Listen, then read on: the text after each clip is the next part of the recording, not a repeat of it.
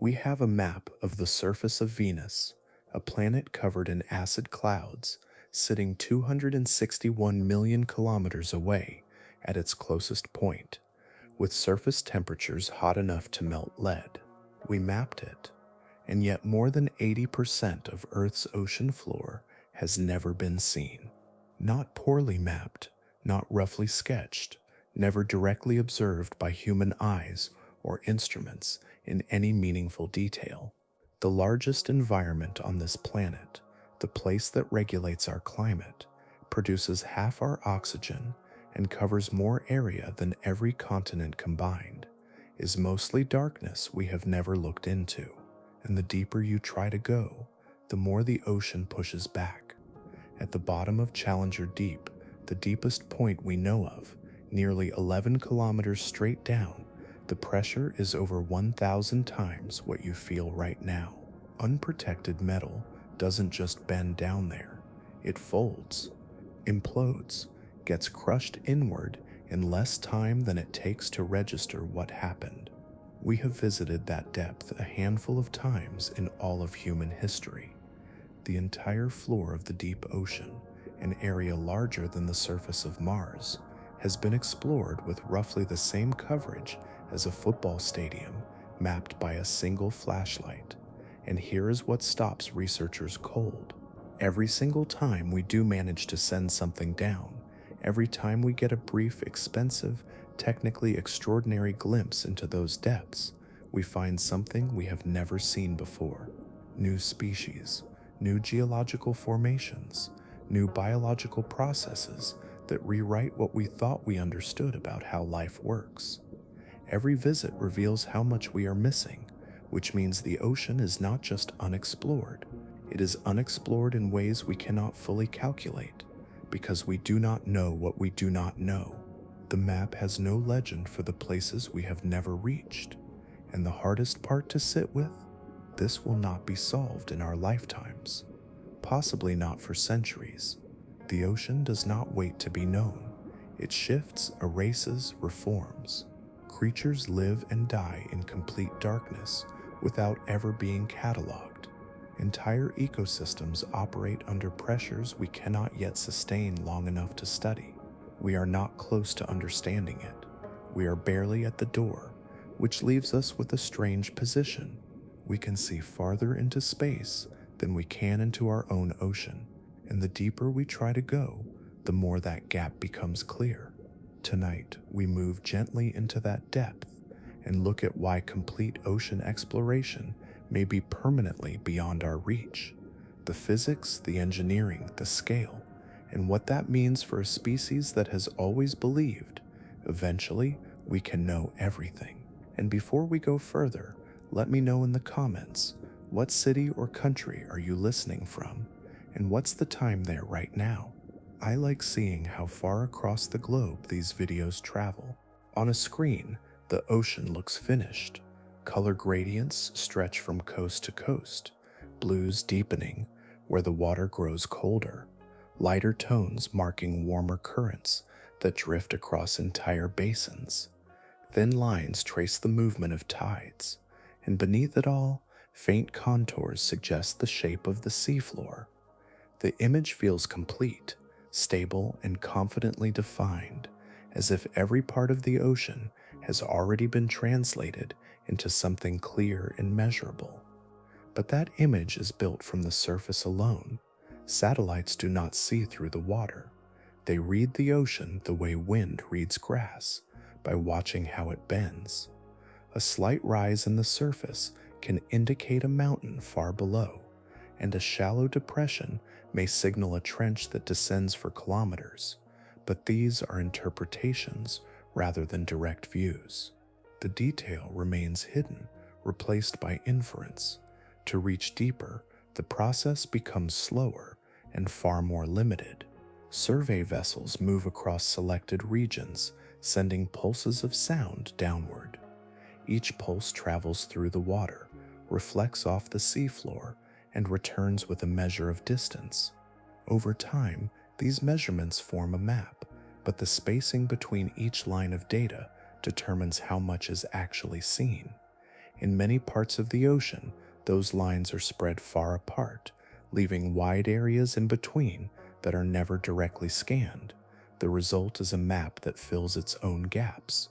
Broad features are captured, but finer structures are softened or lost entirely. A complex field of ridges can appear as a single smooth rise. Sharp drop-offs blur into gradual slopes. The terrain becomes simplified, not because it is simple, but because the information is incomplete. What looks continuous on the map may, in reality, be fragmented and intricate.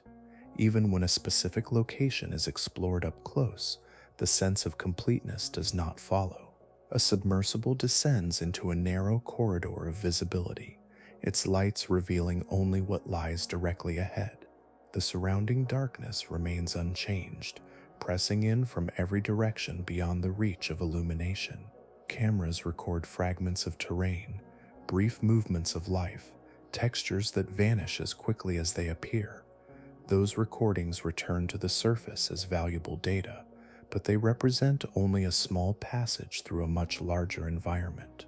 The area just beyond the path of the submersible remains unobserved, its patterns uninterrupted. A single visit captures presence, not continuity. It shows that something exists there, but not how it behaves over time, or how it connects to the surrounding space. The ocean itself does not hold still long enough to be fully captured. It is structured in layers that shift and interact, each defined by changes in temperature, pressure, and chemistry.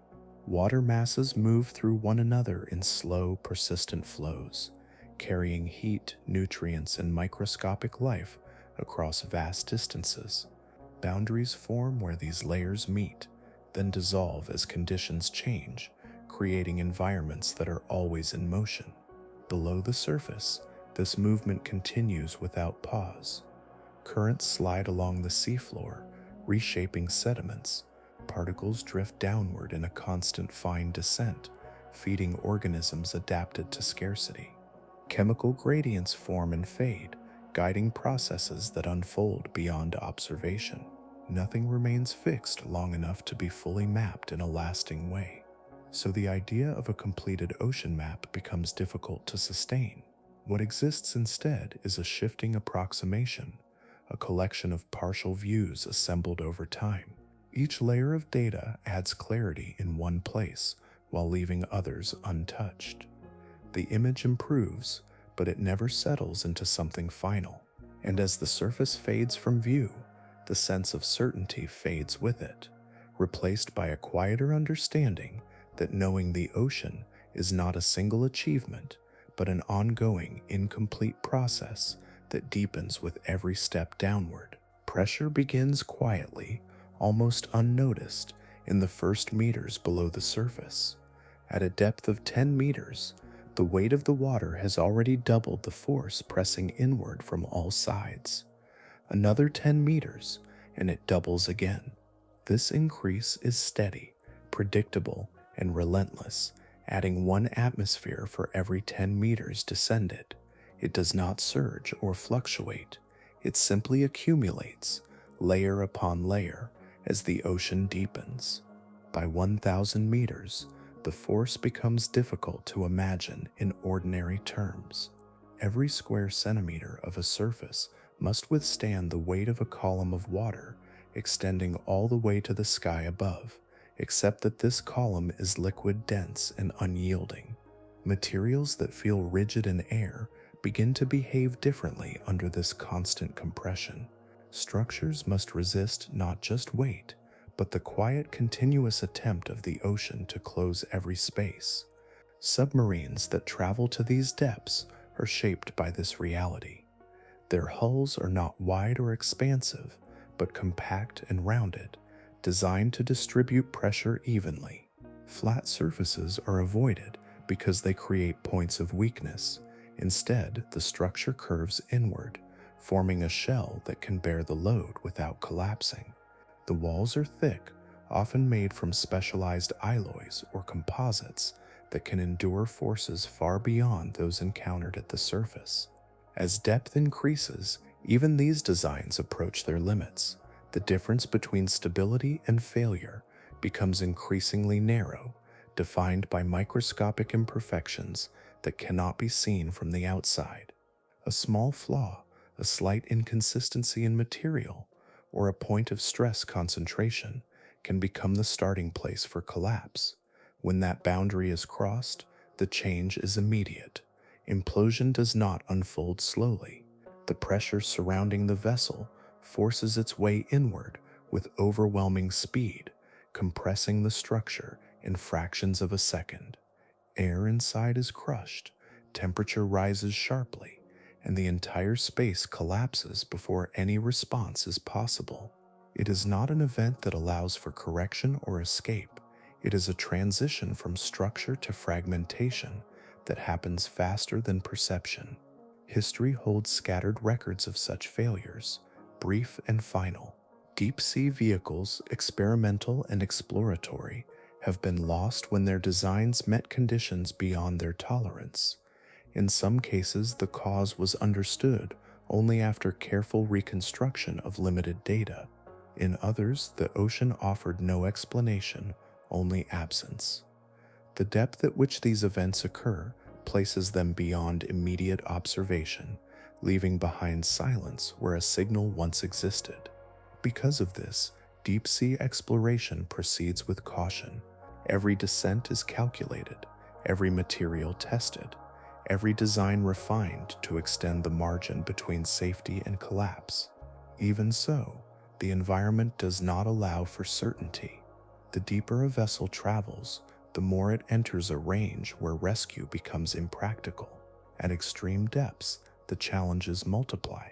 Communication with the surface slows and weakens, relying on signals that struggle to pass through dense water. Visibility is limited, navigation becomes more complex, and the time required to reach a distressed vessel extends beyond what most systems can support. There are no nearby stations, no rapid response teams positioned in the abyss. Distance and pressure combine to isolate any mission that ventures too far down. If a submersible becomes trapped or disabled, recovery depends on conditions that are rarely aligned. Equipment capable of reaching those depths must be mobilized, transported, and deployed, all while operating under the same constraints that caused the initial failure. Each step introduces delay, and in that delay, the environment remains unchanged, exerting its steady force. So vessels designed for the deepest regions remain small, their interiors limited, their structures reinforced beyond what seems necessary at first glance. Every detail reflects an understanding that the ocean does not yield to intrusion. It presses inward, continuously without pause, shaping what can exist within it. And as descent continues, the pressure does not level off or stabilize. It continues to build, quietly and precisely, marking each meter with an increase that cannot be negotiated or reduced. At a certain depth, brightness does not fade into darkness. It is removed entirely, as if the connection to the sky has been quietly severed. The descent passes through layers where light weakens, but there comes a point where it no longer arrives at all, leaving the water unchanged by any trace of day. This absence is not sudden, yet it is absolute once reached, and it defines everything that exists below it. Before that boundary, sunlight is already unraveling. As it enters the ocean, it is filtered by the water itself, each wavelength absorbed at a different rate. Warmer colors disappear first, slipping away within the upper meters, leaving behind cooler tones that continue downward. Even these remaining hues lose strength as they scatter across suspended particles, breaking into a dim, diffuse glow that no longer travels in straight lines. Illumination becomes less about direction and more about presence, a faint brightness that lingers without clarity. This region, often described as twilight, holds a kind of partial visibility where shapes exist without sharp edges.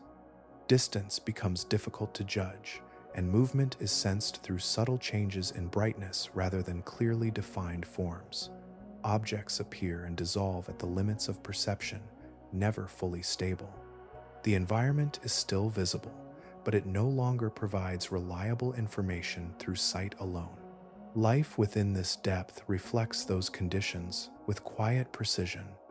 Many organisms develop eyes that are larger and more sensitive, capable of detecting even the smallest traces of light.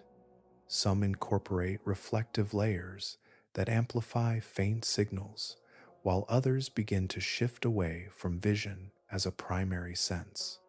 Instead, they respond to pressure variations, vibrations, or chemical gradients that move through the water. The environment encourages perception that does not depend on clear visibility. As the descent continues, even this limited light disappears. At depths beyond 1,000 meters, sunlight no longer reaches in any meaningful form. The ocean enters a state of permanent darkness, where brightness does not return and no natural cycle alters the environment. There is no gradual shift between day and night, only a constant absence of external light that remains unchanged over time. In this darkness, visibility depends entirely on artificial sources or on light produced by living organisms. When a submersible introduces illumination, it reveals only a narrow space, a small portion of the surrounding environment. Particles suspended in the water reflect that light, creating a sense of depth that is difficult to interpret. Beyond that illuminated area, everything remains hidden, extending outward without visible boundary. Human vision, adapted to process contrast, color, and distance, becomes ineffective under these conditions. Without light, there are no visual cues to interpret, no gradients to define space. Even with artificial illumination, perception remains limited to what is directly in front of the observer. Orientation depends on instruments, on measurements that replace the role of sight. The eye, so reliable at the surface, loses its function as a primary guide.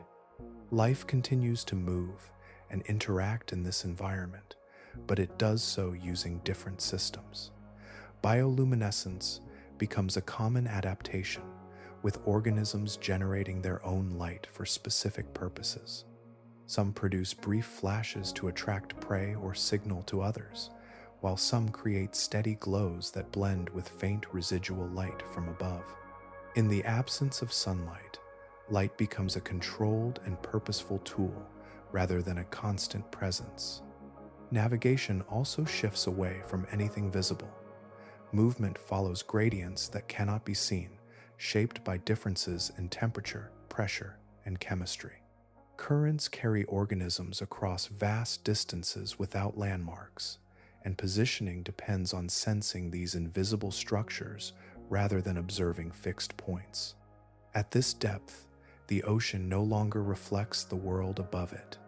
The influence of sunlight has ended, and what remains is an environment that exists independently, defined by conditions that do not require light to persist. Temperature falls with depth until it reaches a point where change becomes almost imperceptible, settling into a narrow range just above freezing and remaining there with quiet consistency. This cold is not sharp or shifting like air at the surface. It is stable, persistent, and evenly distributed, shaped by water masses that move slowly and hold their properties over long periods. Once established, it resists variation, creating an environment where heat is scarce and rarely introduced. In these conditions, time takes on a different character. Chemical reactions that depend on temperature proceed more slowly, their rates reduced as molecular motion decreases. Processes that would unfold quickly in warmer environments stretch outward, extending across much longer intervals. The breakdown of organic material, driven by microbial activity and enzymatic reactions, becomes gradual and restrained, limited by the cold that surrounds it. Life adapts to this steady, low temperature with subtle adjustments. Metabolic rates decrease, conserving energy in a place where resources are limited and change is minimal. Growth becomes slower, reproduction less frequent, and movement more deliberate. Organisms operate within narrow margins, their biological processes tuned to function under conditions that remain almost unchanged over time. The environment does not encourage speed, it favors persistence. When objects from the surface descend into this cold, they enter a system that does not alter them quickly. Shipwrecks, for example, can remain in recognizable forms for centuries. Wood, metal, and fabric settle onto the seafloor and are exposed to conditions that limit the usual pathways of decay. The absence of strong currents in some regions allows fine sediments to accumulate gently over these structures, covering them without disturbing their arrangement. Corrosion still occurs, but it proceeds at a reduced pace. Metal reacts with the surrounding water and dissolved oxygen, forming layers that change gradually rather than rapidly. Without the constant cycling of temperature and oxygen found in shallower waters, these reactions remain slow and steady. Organic materials break down as well, but the process is extended, unfolding over long spans rather than short intervals. Microbial communities continue to function, yet their activity reflects the environment. The cold limits their metabolism, reducing the speed at which they consume and transform material. Instead of rapid decomposition, there is a slow conversion, a gradual reshaping that leaves traces of original structures intact for extended periods. What might disappear quickly elsewhere persists here in altered but recognizable forms. This preservation is not absolute. Change still occurs, but it does so in a manner that stretches across time. Layers form, materials shift, and structures weaken, yet these transformations happen so slowly that they appear almost suspended. The seafloor becomes a place where objects and remains exist within a prolonged state between arrival and disappearance. The cold also influences the chemistry of the surrounding water. Gases dissolve differently at lower temperatures, and the movement of nutrients follows patterns shaped by slow circulation. These factors contribute to an environment where biological and chemical processes remain subdued, each unfolding at a measured pace. Nothing accelerates the system, and without acceleration, the passage of time becomes less visible.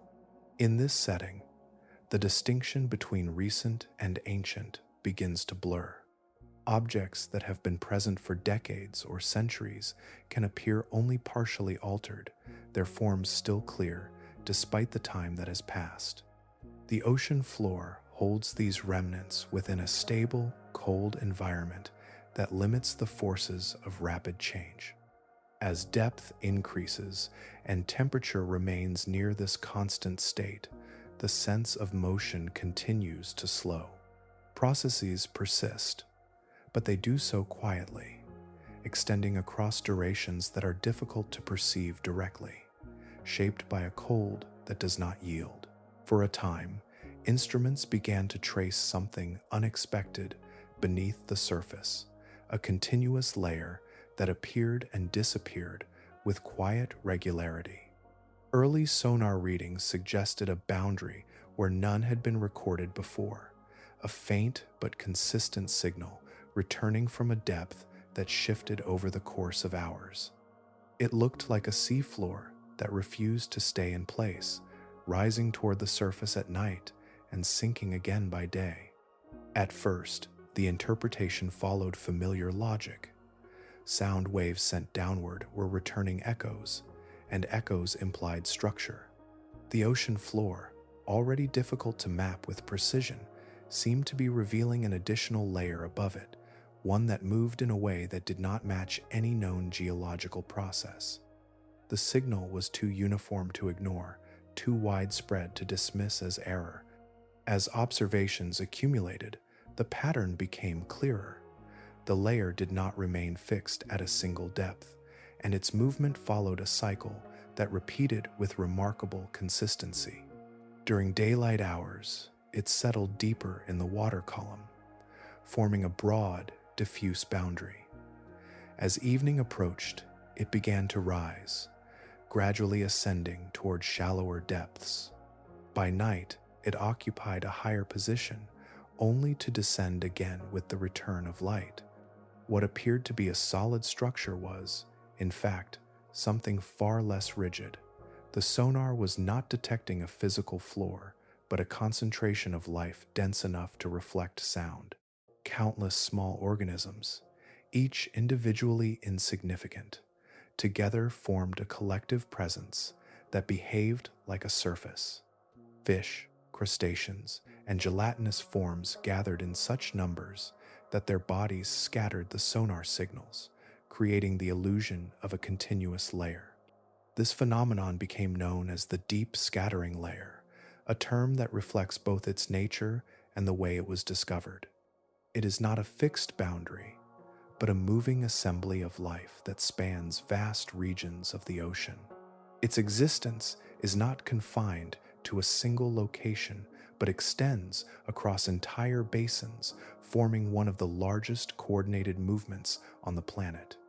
The migration that defines this layer follows a daily rhythm. As daylight fades, organisms begin to rise from deeper waters, moving upward through the column. This ascent is gradual and widespread, not a single wave, but a collective shift that unfolds over time.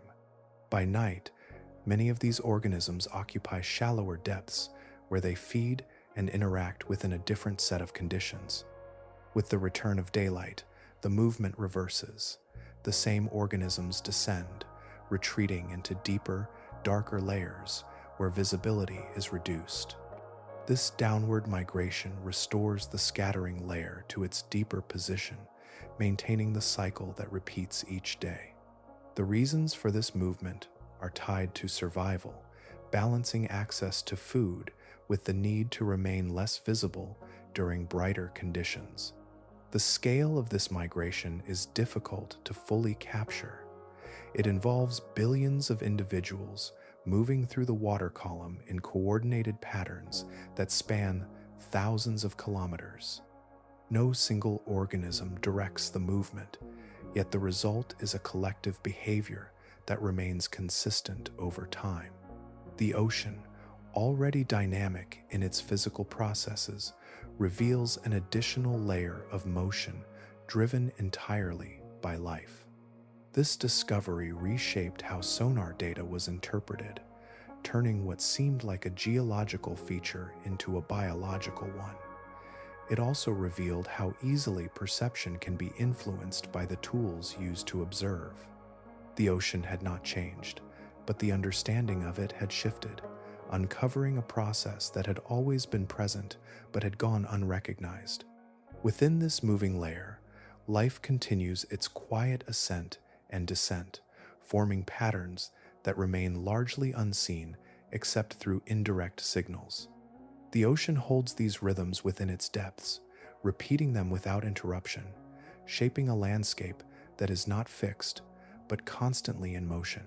Across the ocean floor, there stretches a continuous chain of mountains that circles the planet, hidden beneath layers of water that prevent it from ever being seen as a whole. It extends for more than 65,000 kilometers, forming the longest mountain system on Earth, yet it remains almost entirely out of sight, broken only in rare places where it rises high enough to approach the surface. This system, known as the mid-ocean ridge, does not resemble a single uniform structure.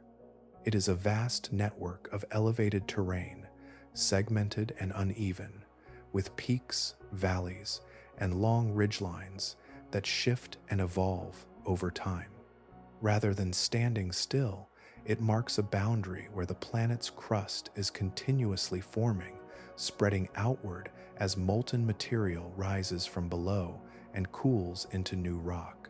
Along this ridge, volcanic activity is constant, though rarely observed directly.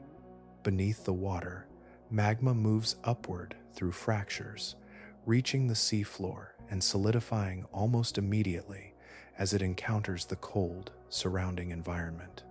This process builds new layers, reshaping the terrain gradually, adding to the ridge and extending it over geological time.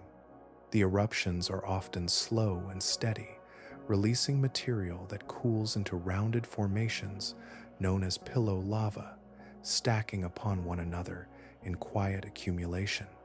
Most of the planet's volcanic activity takes place in these submerged regions, far from direct observation.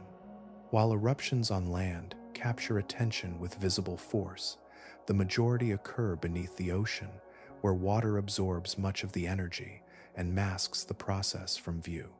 The result is a landscape that is constantly changing, yet rarely witnessed, evolving in darkness under conditions that limit direct exploration.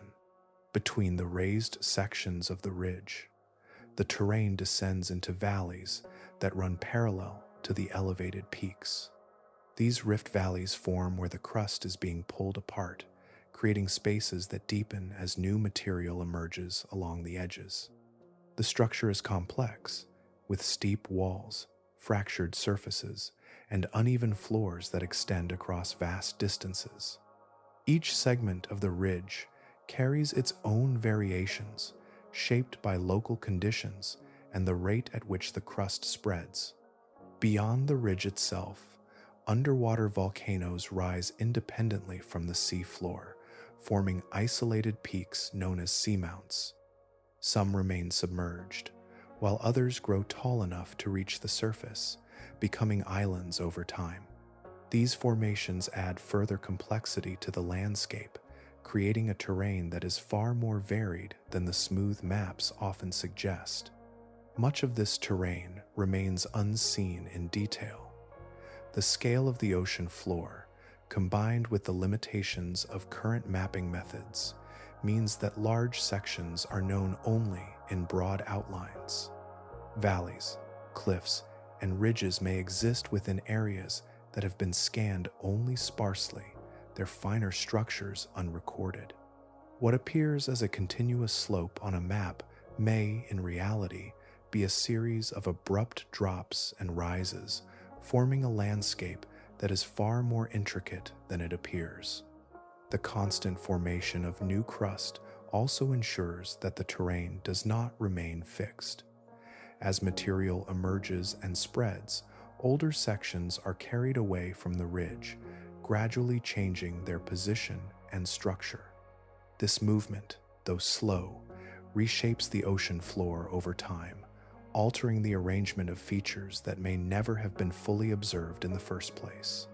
Within this hidden mountain system, the planet continues its internal processes, building and reshaping its surface beneath a layer that conceals most of it from view. The ridges extend, the volcanoes form, and the valleys deepen, all within a landscape that exists largely beyond direct human observation. In certain regions of the seafloor, the water itself carries heat from deep within the planet, rising through fractures and emerging into the surrounding cold in steady, continuous flows. These openings form where the crust is thin and active, allowing seawater to circulate downward, heat as it approaches underlying magma, and then return upward, altered and enriched by what it has passed through. When this heated water exits, it does not behave like boiling liquid at the surface. The pressure at these depths is so immense that water can reach temperatures far above its normal boiling point without turning into vapor. Instead, it remains liquid, dense, and superheated, carrying dissolved minerals that were stripped from the surrounding rock during its journey below. As this fluid meets the near-freezing water of the deep ocean, a rapid transformation occurs. The minerals it carries begin to precipitate, forming dark, rising plumes that resemble smoke. These structures, often called black smokers, build themselves over time as layers of mineral deposits accumulate around the vent opening. Chimneys grow upward, sometimes reaching several meters in height, constantly reshaped as new material is added and older sections erode. Around these vents, the seafloor becomes something distinct from the surrounding environment. The steady release of heat and minerals creates localized conditions that differ sharply from the cold, stable water beyond. Chemical gradients form, with concentrations of compounds such as hydrogen sulfide spreading outward from the vent, providing a source of energy that does not depend on sunlight. In this environment, life develops along a different pathway. Instead of relying on photosynthesis, which requires light, organisms here use chemosynthesis, a process that converts chemical energy into biological energy. Microorganisms form the foundation of this system, using the compounds released from the vents to produce organic matter.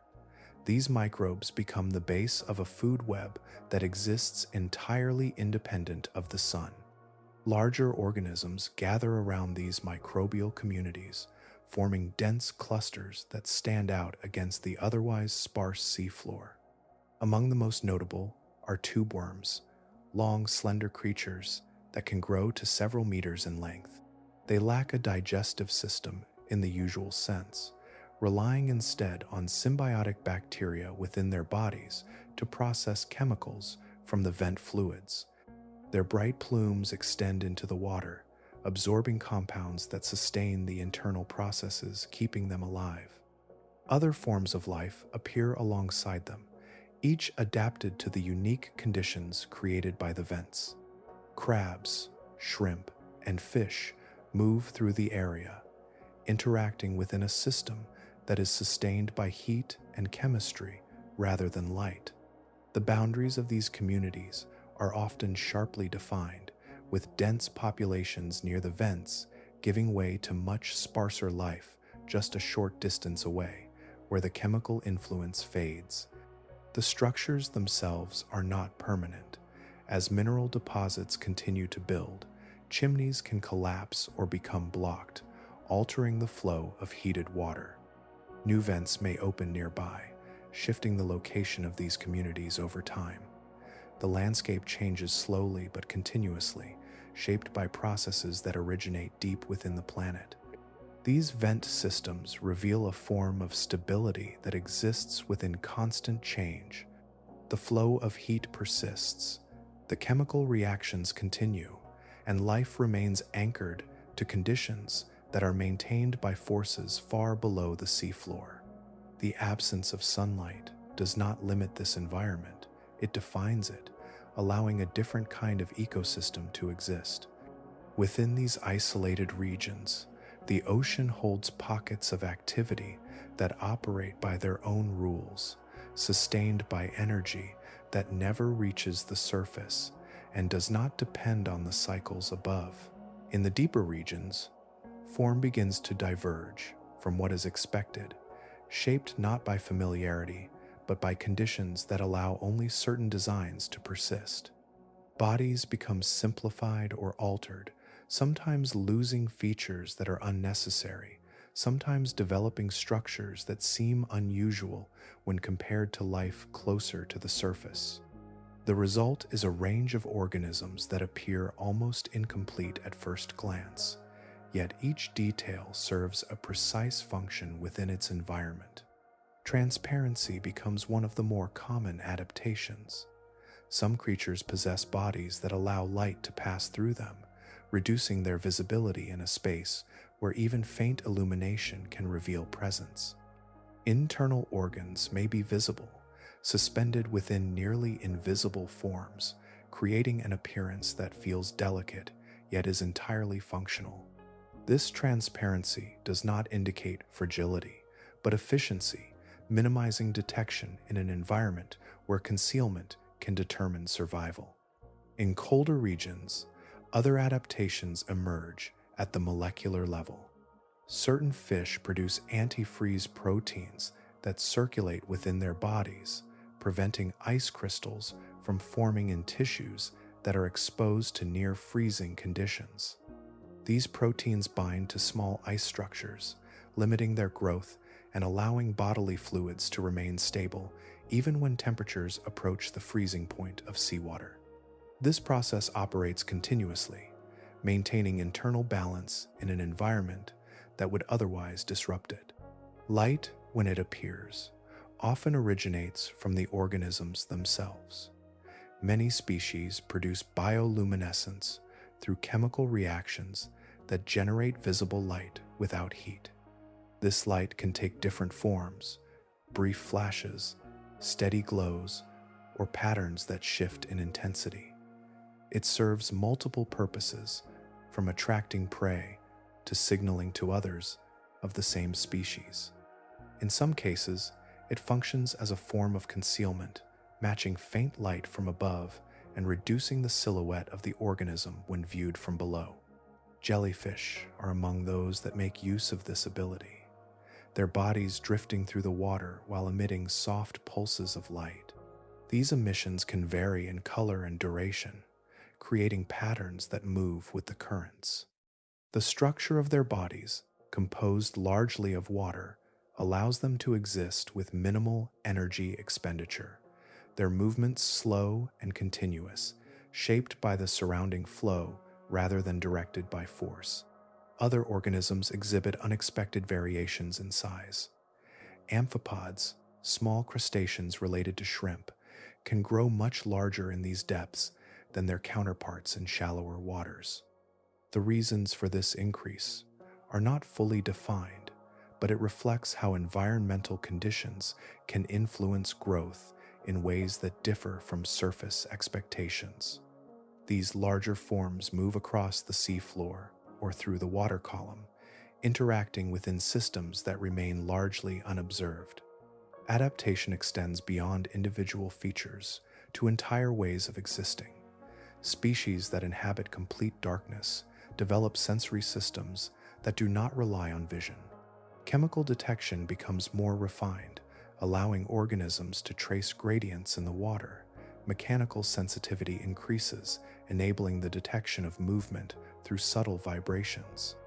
These systems provide information about the surroundings without the need for light, guiding behavior in an environment where visibility offers little advantage. The absence of sunlight removes a familiar constraint, but it introduces others that shape life in specific directions. Energy is limited, conditions are stable, and change occurs slowly. Organisms that thrive here do so by aligning closely with these parameters, conserving resources, and responding to signals that are not visible but are consistently present. Across these depths, life continues in forms that reflect the environment rather than expectations. Each adaptation represents a response to conditions that do not resemble those at the surface, creating systems that function independently of light and operate within a framework defined by cold, pressure, and chemical variation. At the far western edge of the Pacific, the seafloor bends downward into a long, narrow depression that extends deeper than any other known place on Earth. This is the Mariana Trench, a structure formed where one section of the planet's crust slides beneath another, creating a descending slope that continues far beyond ordinary depth. Along this trench lies Challenger Deep, the lowest point measured so far, reaching nearly 11 kilometers below the surface.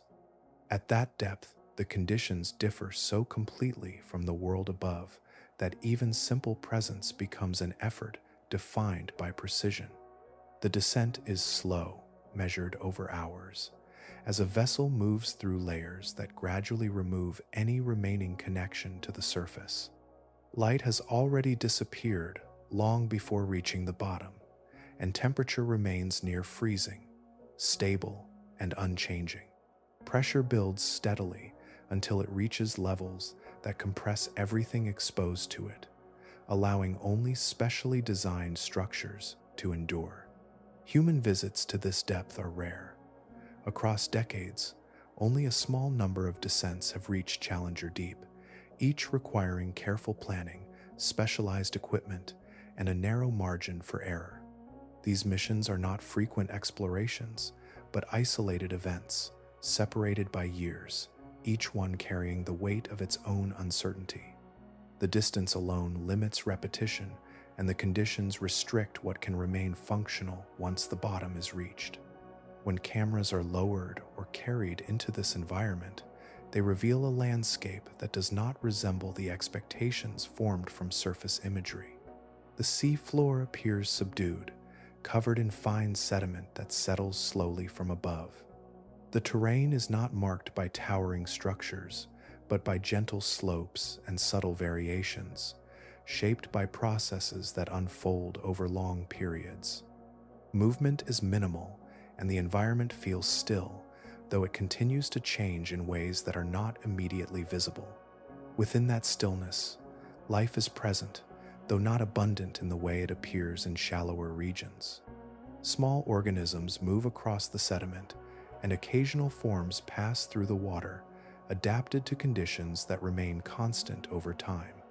Their presence confirms that even at this depth, biological systems persist, though they operate within limits set by pressure, temperature, and the absence of light. The experience of reaching this depth extends beyond physical conditions. Inside a submersible, the environment becomes confined, defined by a small interior space, surrounded by layers designed to resist the pressure outside. Communication with the surface is limited and delayed, relying on signals that travel slowly through water. The descent isolates the vessel from immediate assistance, creating a separation that grows more complete with depth. Sound behaves differently as well, carrying over long distances but without clear direction, making orientation less intuitive. The absence of external reference points, combined with the uniform darkness outside, removes familiar cues that would normally guide perception. The environment beyond the vessel cannot be directly seen except within the narrow reach of artificial light, and beyond that, it remains undefined. Time at the bottom is limited. The duration of these missions is constrained by energy supply, system capacity, and the need to maintain a safe margin for ascent. Each moment is carefully managed, balancing observation with the requirements of returning to the surface. The stay is brief relative to the effort required to reach that depth. Challenger Deep remains a place that has been visited only in fragments, each descent adding a small amount of direct observation to a vast environment that continues largely unobserved. The trench holds its depth without change, extending downward into conditions that remain difficult to reach and even more difficult to study over time. In the absence of light, another form of perception extends outward, carrying information across distances that vision cannot reach. Sound moves through water with a clarity and efficiency that differs from its behavior in air, traveling faster and losing less energy over long ranges. Vibrations pass through the dense medium, spreading in all directions, bending with temperature layers and pressure gradients, forming pathways that can connect distant regions of the ocean. This ability allows signals to persist across vast scales. A single call, once produced, can travel for hundreds or even thousands of kilometers, shaped by the structure of the water it passes through. Certain depths act as natural channels, where sound waves become trapped and guided along stable layers, allowing them to move with minimal loss. These acoustic pathways create connections that are invisible but continuous, linking environments that are otherwise separated by darkness and distance. Marine animals make use of this property with precision. Whales, for example, produce low-frequency calls that can cross entire ocean basins. These sounds move through the water slowly and steadily, reaching areas far beyond the immediate surroundings of the animal that created them. The calls serve as communication, navigation, and coordination, allowing individuals to remain connected across distances that would otherwise isolate them. The ocean, in this sense, becomes an acoustic space where information travels more freely than light. Listening devices placed in the water reveal this hidden layer of activity. Hydrophones record a constant field of sound, a mixture of natural and distant signals that overlap and interact. Some are steady, like the low hum of shifting ice or the continuous movement of currents. Others are distinct and patterned, carrying the signatures of living organisms or geological processes. The ocean is not silent at depth, it is filled with vibrations that pass through it continuously. Among these recorded sounds, some have drawn particular attention. In the late 20th century, a signal was detected that stood out for its intensity and range. It became known informally as the bloop, a low-frequency sound that traveled across a wide area and did not match known patterns at the time. Its origin was uncertain, and its scale suggested a source larger than most known marine life. Further analysis over time provided a clearer explanation. The sound was eventually linked to natural processes associated with ice movement, specifically the cracking and shifting of large ice masses in polar regions. These events can release energy into the water, producing signals that travel long distances through the same acoustic pathways used by biological sounds. What had once appeared unusual became part of a broader understanding of how the ocean carries and transmits vibrations. Because sound travels so effectively in this environment, it often becomes the primary means of sensing what lies beyond immediate reach.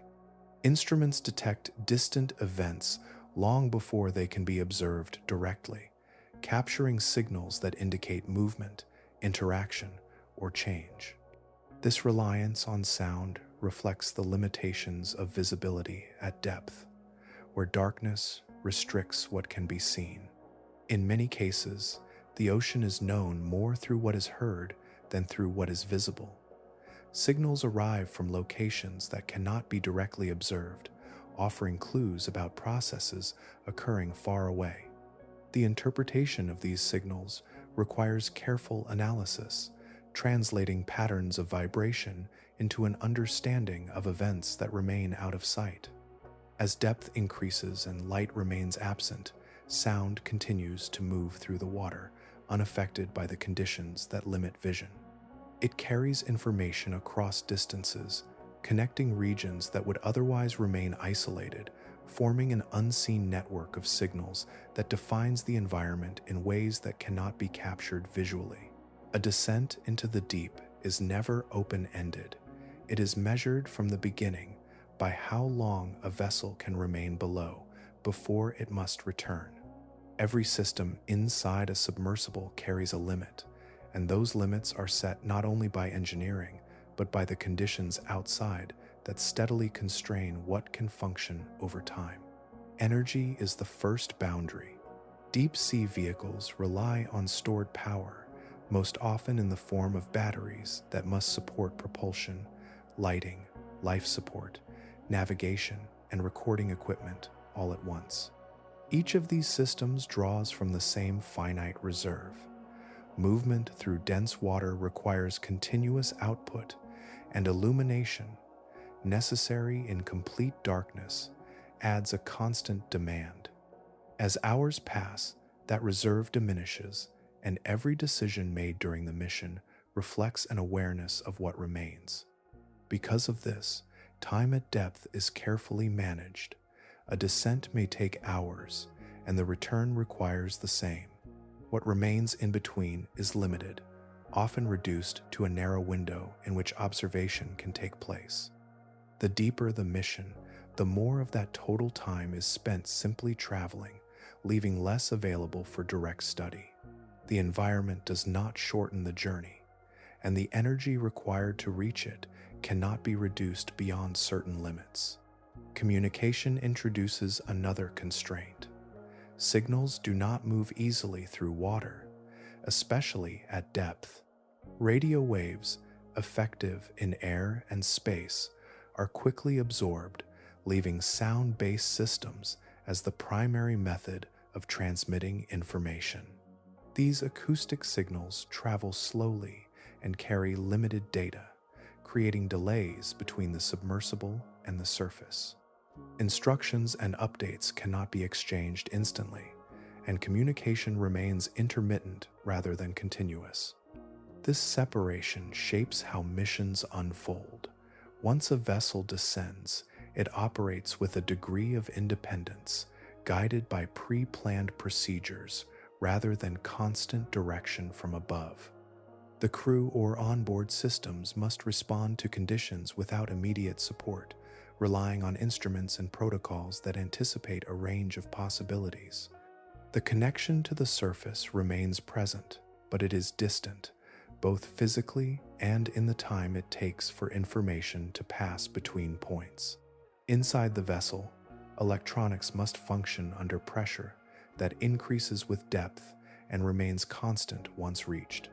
While the main structure is designed to resist external forces, the internal systems must continue operating within that protected space. Even small variations in sealing, temperature, or material stress can affect performance over time. Components that function reliably at the surface may behave differently when subjected to extended periods in these conditions. To reduce risk, systems are designed with redundancy and protection, but this adds complexity and weight, which in turn affects energy consumption and maneuverability. The balance between durability and efficiency becomes critical, and extending one often limits the other. The longer a mission continues, the more these factors accumulate, increasing the likelihood of small issues that can grow if not managed carefully. Because of these combined limits, deep-sea exploration remains brief by necessity. Each descent is planned within strict time frames, shaped by energy, availability, communication constraints, and system endurance. The environment does not allow for extended presence without consequence, and remaining beyond those limits introduces risks that are difficult to mitigate once they begin to develop. As a result, exploration at depth takes the form of short visits rather than prolonged study. Data is gathered in concentrated intervals, observations made within defined windows, and then the ascent begins. The ocean floor, vast and continuous, is encountered in segments, each one separated by the time required to return, prepare, and descend again. Even with advancing technology, these constraints persist, setting boundaries that cannot be fully removed, only adjusted. The depth itself ensures that any presence there remains temporary, shaped by systems that must eventually yield to their limits. Before a single descent begins, the process has already accumulated layers of effort that extend far beyond the moment of entering the water. Equipment must be designed to withstand extreme conditions. Vessels must be built with precision, and support ships must be prepared to operate in remote regions for extended periods. Each of these elements carries its own cost, and together they form a threshold that is difficult to cross.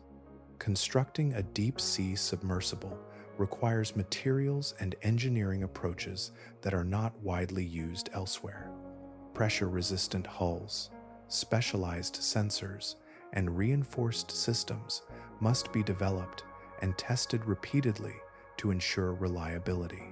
Small imperfections can have significant consequences at depth, so designs are refined through careful iteration, increasing both time and expense.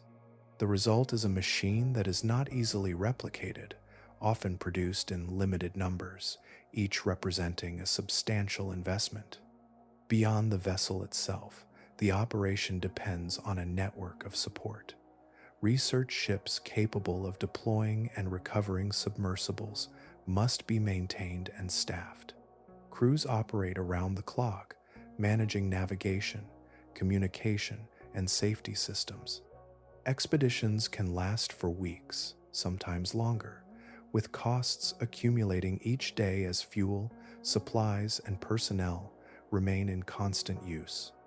The ocean's scale requires these missions to travel far from shore, adding further logistical complexity.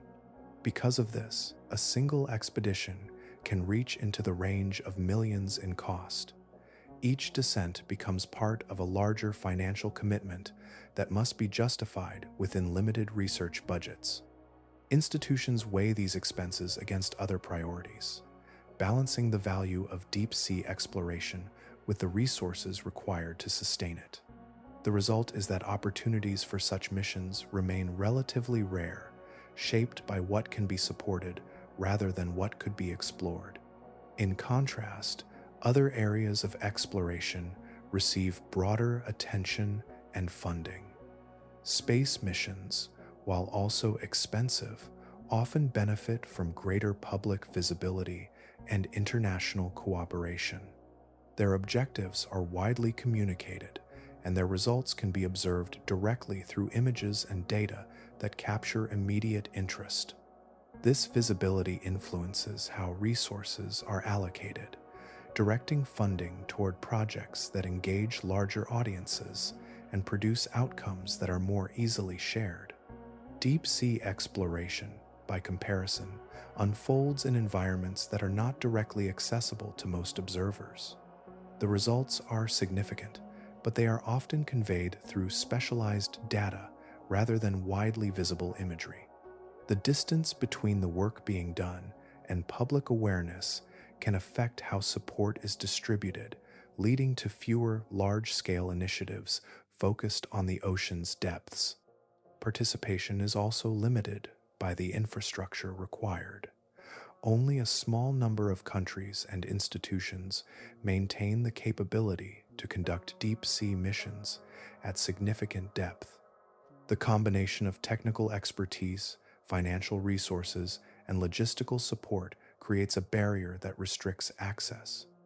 Many regions of the world rely on collaborative efforts to engage in this type of research, pooling resources to achieve objectives that would be difficult to pursue independently. This concentration of capability shapes the pace of exploration. With fewer active programs, the number of missions remains limited, and large areas of the ocean are visited infrequently or not at all. Each expedition contributes valuable information, but the intervals between them leave gaps that persist over time. The scale of the ocean continues to exceed the capacity available to study it in detail. As a result, progress in understanding the deep ocean advances gradually, guided by what can be supported within existing constraints. The environment itself remains unchanged by these limitations, extending beyond the reach of current resources, while exploration moves forward in measured steps defined as much by cost as by curiosity. The seafloor gives the impression of permanence, as if once formed it remains unchanged, fixed beneath the weight of the water above. Yet beneath that still appearance, movement continues in ways that unfold slowly and steadily, reshaping the ocean floor over time without drawing immediate attention. The largest of these movements begins far below the surface, where the planet's outer layer is divided into vast sections that shift against one another. These tectonic plates move at rates measured in centimeters per year, a pace that feels insignificant in the moment but accumulates across years and centuries. As they interact, they create boundaries where the crust is pulled apart, pushed together, or forced beneath neighboring sections. These interactions generate the structures that define the seafloor, and they continue long after those structures are first formed. Along these boundaries, stress builds gradually as plates resist or slide past one another. When that stress is released, it produces underwater earthquakes that can alter the surrounding terrain. The changes may not always be dramatic at the surface, but along the seafloor they can shift sediments, fracture rock, and adjust the shape of existing features. These events occur without warning and often without direct observation, their effects recorded only through instruments or inferred from later measurements. Even in the absence of such events, the seafloor remains in motion through smaller, continuous processes. Fine particles descend from above, settling slowly as part of a constant accumulation that reshapes the surface. This material, often referred to as marine snow, includes organic remnants, microscopic organisms, and mineral fragments that drift downward over long periods. Once they reach the seafloor, they form layers that can cover existing structures, smoothing irregularities and gradually altering the landscape. Currents moving along the bottom also contribute to this ongoing change. Though often slow, they carry sediments across the seafloor, redistributing material from one area to another. In some regions, this movement creates patterns such as ripples or drifts, while in others it clears surfaces, exposing underlying rock. The balance between deposition and removal varies from place to place, producing a terrain that is constantly being adjusted. These processes combine to ensure that the ocean floor does not remain fixed in the way a map might suggest. Even areas that appear stable are subject to gradual transformation, their features shifting in response to forces that operate over different timescales. Some changes occur suddenly, driven by tectonic activity, while others unfold so slowly that they become noticeable only through long-term observation. As a result, maps of the seafloor represent a moment rather than a permanent record. The information they contain reflects the conditions at the time of measurement, but those conditions continue to evolve. A valley mapped with a certain depth may later accumulate sediment that alters its profile. A ridge may shift position as tectonic movement progresses. The landscape, though often depicted as static, remains active beneath the surface. This ongoing motion introduces uncertainty into any attempt to fully define the ocean floor. The act of mapping captures a snapshot within a system that does not pause. By the time one region is recorded, another may already have changed, and the recorded area itself may continue to evolve in subtle ways. Within this environment, stability exists only in relative terms.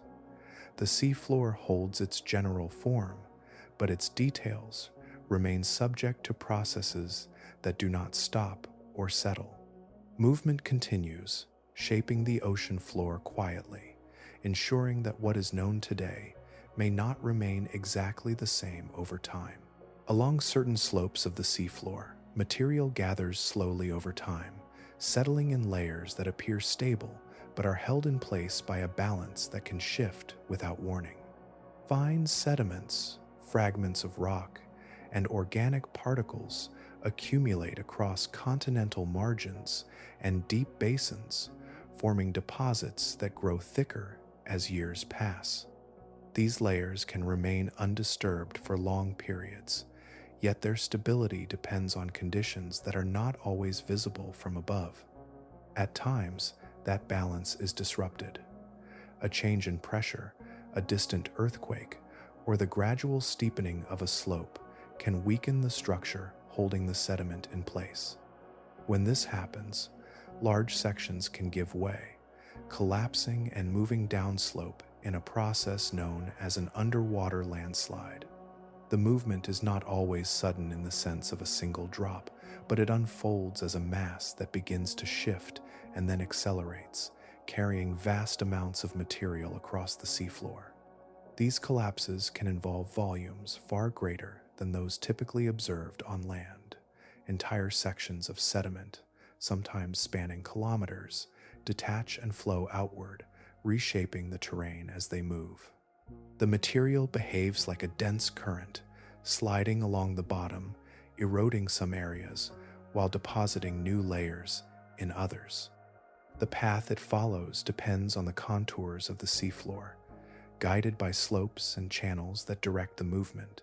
As this mass shifts, It displaces the water above it. Even though the motion occurs at depth, the volume involved can be large enough to transfer energy upward through the water column. This displacement creates waves that travel outward, spreading across the ocean surface. These waves, known as tsunamis, can move across entire basins, carrying the energy of the original collapse far from its source. The process that links the seafloor movement to the surface wave is not always immediately apparent, especially when the initiating event occurs far below. The collapse itself may go unnoticed in real time, occurring in regions that are not directly observed. Instruments can detect changes in pressure or movement, but the event unfolds beyond visual confirmation, hidden beneath layers of water that limit direct observation. By the time the resulting waves reach distant coastlines, their origin may not be immediately clear. Tsunamis generated by underwater landslides can resemble those caused by earthquakes, yet their source lies in the shifting of sediment rather than the movement of tectonic plates. The distinction becomes important for understanding how these events develop and how they might be anticipated. Evidence of past underwater landslides can be found in the patterns they leave behind. Deposits of sediment spread across the seafloor, forming layers that differ from the surrounding material. These layers record moments when stability gave way to motion, preserving the history of events that were not directly witnessed. Over time, new sediments settle above them, integrating these records into the broader structure of the ocean floor. Because these processes occur in remote and often deep regions, they remain difficult to study as they happen. Most understanding comes from indirect measurements and the analysis of geological records rather than direct observation. The events themselves are part of the ongoing reshaping of the seafloor, contributing to a landscape that continues to evolve beneath the surface. Within this environment, stability is not fixed but conditional, dependent on factors that can change gradually or suddenly. The ocean holds these movements within its depths, where large-scale shifts can occur without immediate visibility, influencing the surface in ways that connect distant regions through the movement of water.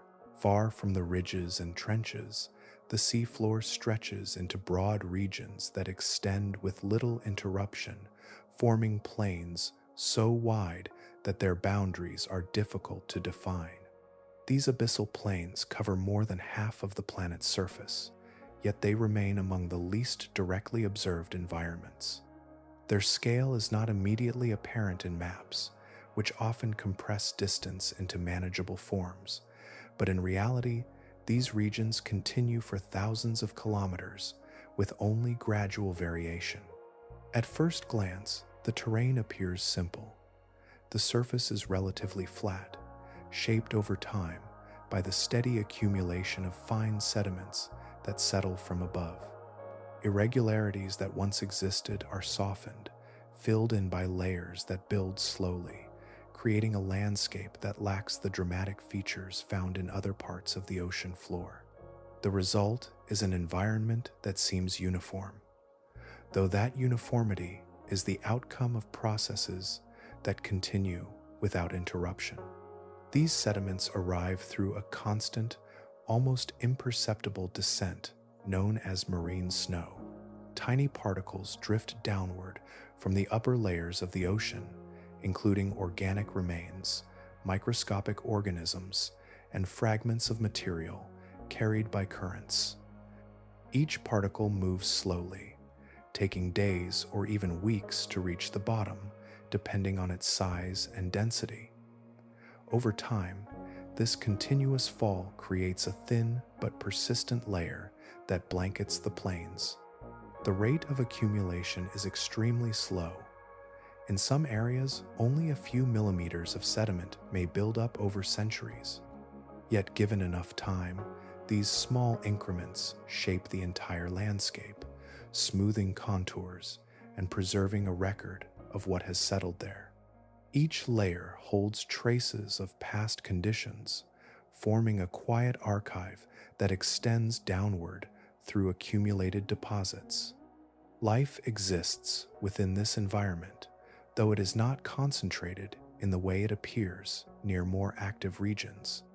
Organisms are distributed sparsely across the plains, adapted to conditions where energy and resources are limited. Many depend on the material that settles from above, using it as a source of nourishment in a place where primary production does not occur. The availability of this material is inconsistent, leading to a system where efficiency becomes essential. Creatures living here often move slowly, conserving energy and responding to opportunities as they arise.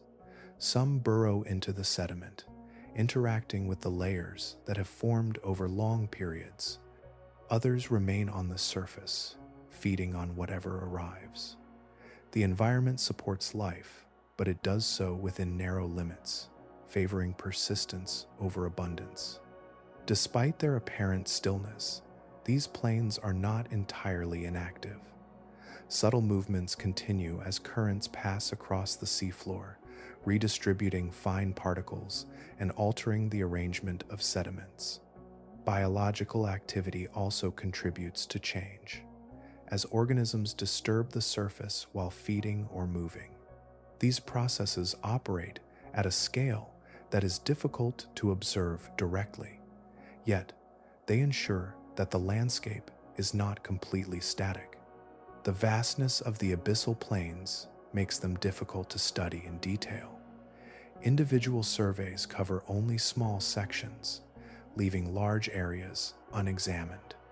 What is known comes from limited observations, each one providing insight into a region that extends far beyond the reach of any single expedition.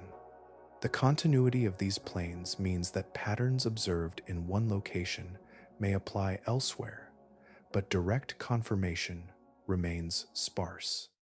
Within this extensive environment, the ocean maintains a balance shaped by slow processes and limited resources. The plains extend outward in all directions, forming a foundation that supports life in a quiet, persistent way. Influenced by a steady descent of material that connects them to the layers above. Rising from the seafloor in isolated formations, there are mountains that never break the surface, their peaks stopping far below the reach of waves and weather. These structures, known as seamounts, are scattered across the ocean in numbers that extend far beyond what has been fully recorded. Many have been identified through indirect measurements, yet tens of thousands remain unmapped in detail, their exact shapes and positions still uncertain. They form through volcanic activity, where material builds upward over time, layer by layer, until a peak emerges from the surrounding plains. Some grow tall enough to approach shallower depths, while others remain deep, their summits hidden within darkness. Unlike the long ridges that stretch across entire basins, these mountains stand alone or in clusters, creating varied terrain in regions that might otherwise appear flat. Because many seamounts have not been closely surveyed, maps often represent them as simplified features, marked by approximate outlines rather than precise forms. Their slopes, ridges, and summits may hold complex structures that are not captured in existing data. A single pass of sonar can suggest their presence, but it rarely reveals the full detail of their contours. What is known is often a broad impression rather than a complete depiction. Despite this limited visibility, seamounts play a significant role in shaping the surrounding environment. As currents encounter these structures, they are redirected upward, carrying nutrients from deeper layers toward higher regions. This movement creates localized areas where conditions differ from the surrounding water, supporting higher concentrations of life. The effect can extend beyond the immediate slopes, influencing patterns of circulation that spread outward from the mountain. In these regions, biological activity becomes more concentrated, Organisms gather where nutrients are more available, forming communities that are denser than those found in the surrounding areas. Fish, invertebrates, and other species move through these zones, interacting within systems that are supported by the altered flow of water. The seamount becomes a focal point, not only in physical terms but also in the distribution of life. Because of this, seamounts are often considered biodiversity hotspots. Species that are less common in the open ocean may be found in greater numbers around these structures, and some may exist only within these localized environments. The combination of elevation, current interaction, and available resources creates conditions that allow a wider range of organisms to persist. At the same time, their presence introduces challenges for navigation. Submerged peaks that rise unexpectedly from the seafloor can pose risks to vessels operating in deeper waters. While modern navigation systems reduce these risks, incomplete mapping means that not all features are fully accounted for. A seamount that has not been precisely charted can remain a hazard, particularly in regions where detailed surveys have not been conducted. The ocean's scale contributes to this uncertainty. Surveying each of these structures in detail would require extensive time and resources far beyond what has currently been achieved. As a result, many seamounts remain only partially understood, their roles inferred from limited observations rather than fully documented. Within the broader landscape of the ocean, these hidden mountains add complexity to an environment that already resists complete mapping. They rise from the seafloor without visibility, influencing currents, shaping ecosystems, and altering navigation in ways that are not always immediately apparent. Openings in the seafloor sometimes lead into spaces that extend sideways rather than downward, forming passageways that curve, narrow, and branch into structures that cannot be seen from above. These are underwater cave systems, shaped over long periods by geological processes that dissolve rock or fracture it into connected chambers. Some remain close to coastal regions, while others extend deeper, hidden within formations that are difficult to reach and even harder to map. Blue holes are among the most recognizable of these features, appearing as circular openings that descend sharply from shallower water into deeper, enclosed spaces. From above, they may look like simple depressions, darker patches against lighter surroundings, but their true structure lies beneath that surface. The walls drop steeply, leading into vertical shafts that can open into wider chambers or connect to horizontal tunnels that extend beyond direct view. Within these systems, the environment changes in ways that differ from the open ocean. Water movement is often reduced, creating zones where layers can remain distinct. Variations in salinity and temperature form boundaries that do not mix easily, producing conditions that shift as depth increases within the cave. These layers influence how light, when present, travels through the space, and how materials settle or remain suspended. The structure of these caves is rarely simple. Passages branch into multiple directions, forming labyrinths that can extend far beyond the initial opening.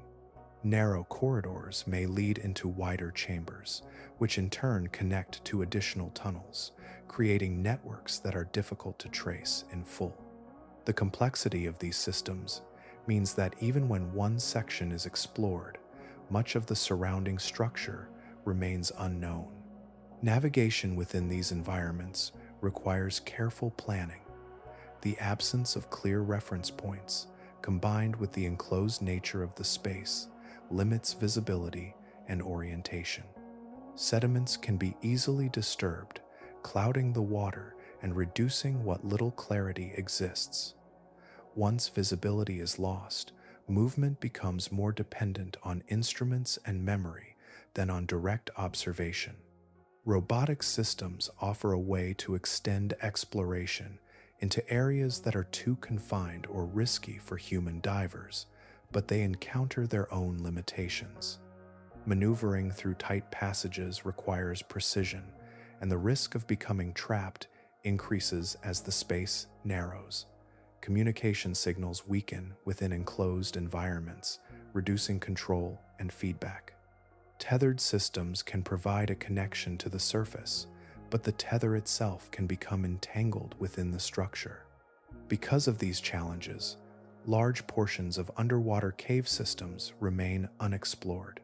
Mapping them in detail would require sustained access and equipment capable of navigating complex, confined spaces without interruption. Current technology allows for partial exploration, capturing segments of these systems, but the full extent of many caves is still uncertain. Within these hidden environments, conditions can differ significantly from the surrounding ocean. Reduced circulation can lead to lower oxygen levels, affecting the types of organisms that can survive there. Some species adapt to these conditions, forming communities that exist only within these enclosed spaces. Their presence reflects the unique environment created by isolation and limited exchange with the open water. The formation of these caves and holes continues over time, influenced by chemical interactions between water and rock, as well as by structural changes in the seafloor. New passages may open, while others collapse or become blocked, altering the layout of the system. The result is a landscape that is both intricate and evolving, shaped by processes that operate beyond direct observation.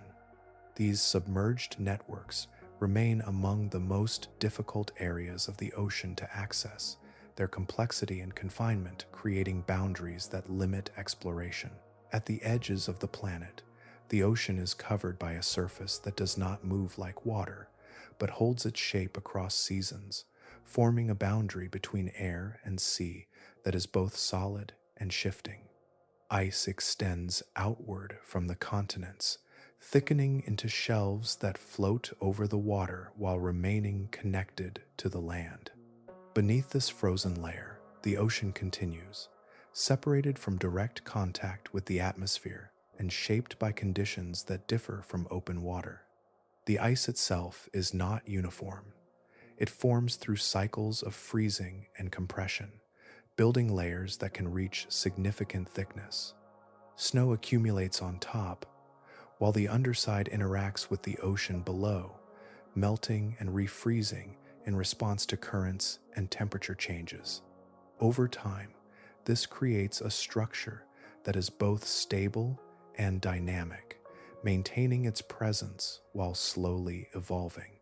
Accessing the water beneath this ice presents a distinct challenge. The surface cannot be approached in the same way as open ocean, where vessels can move freely and deploy equipment directly.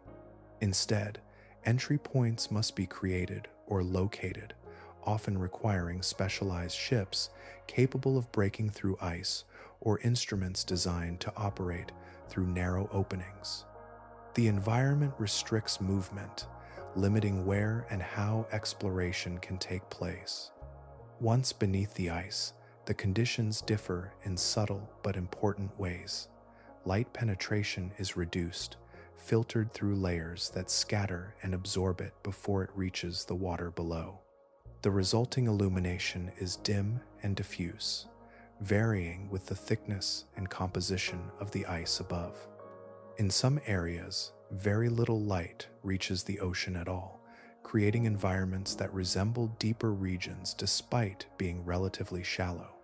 Currents continue to flow under the ice, carrying heat, nutrients, and organisms through channels that are not visible from above. The interaction between water and ice shapes both, as warmer currents can erode the underside of the shelves, while colder conditions promote freezing that extends their reach. This exchange influences the structure of the ice and the properties of the water, linking the two in a continuous process. Life within these regions adapts to the constraints imposed by the ice cover. Some organisms attach themselves to the underside of the ice, forming communities that rely on the limited light that filters through. Others move through the water below, following currents and gradients that provide access to nutrients. The ecosystem is shaped by scarcity and stability, with species adapted to conditions that remain relatively consistent over time. The polar shelves also play a role in broader ocean processes. As ice forms, it can exclude salt, increasing the density of the surrounding water and causing it to sink. This movement contributes to large-scale circulation patterns that extend beyond the polar regions, connecting these areas to distant parts of the ocean. The processes occurring beneath the ice influence conditions far from where they originate. Despite their importance, these environments remain difficult to study in detail. The ice limits direct observation, and the areas that can be reached represent only a portion of the total system. Instruments must operate in confined spaces, and long-term monitoring is constrained by access and environmental conditions. As a result, much of what occurs beneath these ice-covered oceans is understood through partial data rather than continuous observation. Within this setting, the ocean continues its processes beneath a surface that conceals them, forming ecosystems and movements that exist beyond direct view, shaped by the presence of ice that both protects and restricts. Time moves differently in the deeper parts of the ocean, not in the sense of changing speed, but in how slowly visible change takes shape. Growth unfolds at a pace that is difficult to perceive directly, stretching across decades, centuries, and in some cases, millennia. In these conditions, living organisms can persist for spans that extend far beyond what is commonly associated with life at the surface. Among these are deep-sea corals, structures that do not resemble the colorful reefs found in shallow waters. They grow in darkness, forming branching frameworks or layered mounds that anchor themselves to the seafloor. Without sunlight, they do not rely on photosynthetic partnerships, instead drawing energy from particles and organisms carried by currents. Each addition to their structure is small, a gradual accumulation that builds over long periods. The rate of growth for these corals is measured in millimeters per year, sometimes even less. This slow progression allows them to develop intricate forms that reflect the conditions of their environment. Over time, these structures can become extensive, supporting communities of organisms that use them as habitat. Yet the time required for such development extends far beyond a single human lifetime, linking present observations to processes that began centuries earlier. Sponges found in these depths demonstrate a similar pattern of persistence. Some species grow at rates so slow that their age can reach thousands of years. Their bodies, composed of simple structures, filter water continuously, extracting nutrients from the surrounding environment. This process operates steadily, without rapid change, allowing them to endure in conditions that remain stable over long periods. Estimating the age of these organisms involves examining their growth patterns and the materials they incorporate over time. Layers within their structures can record variations in the environment, providing a timeline that extends backward through centuries.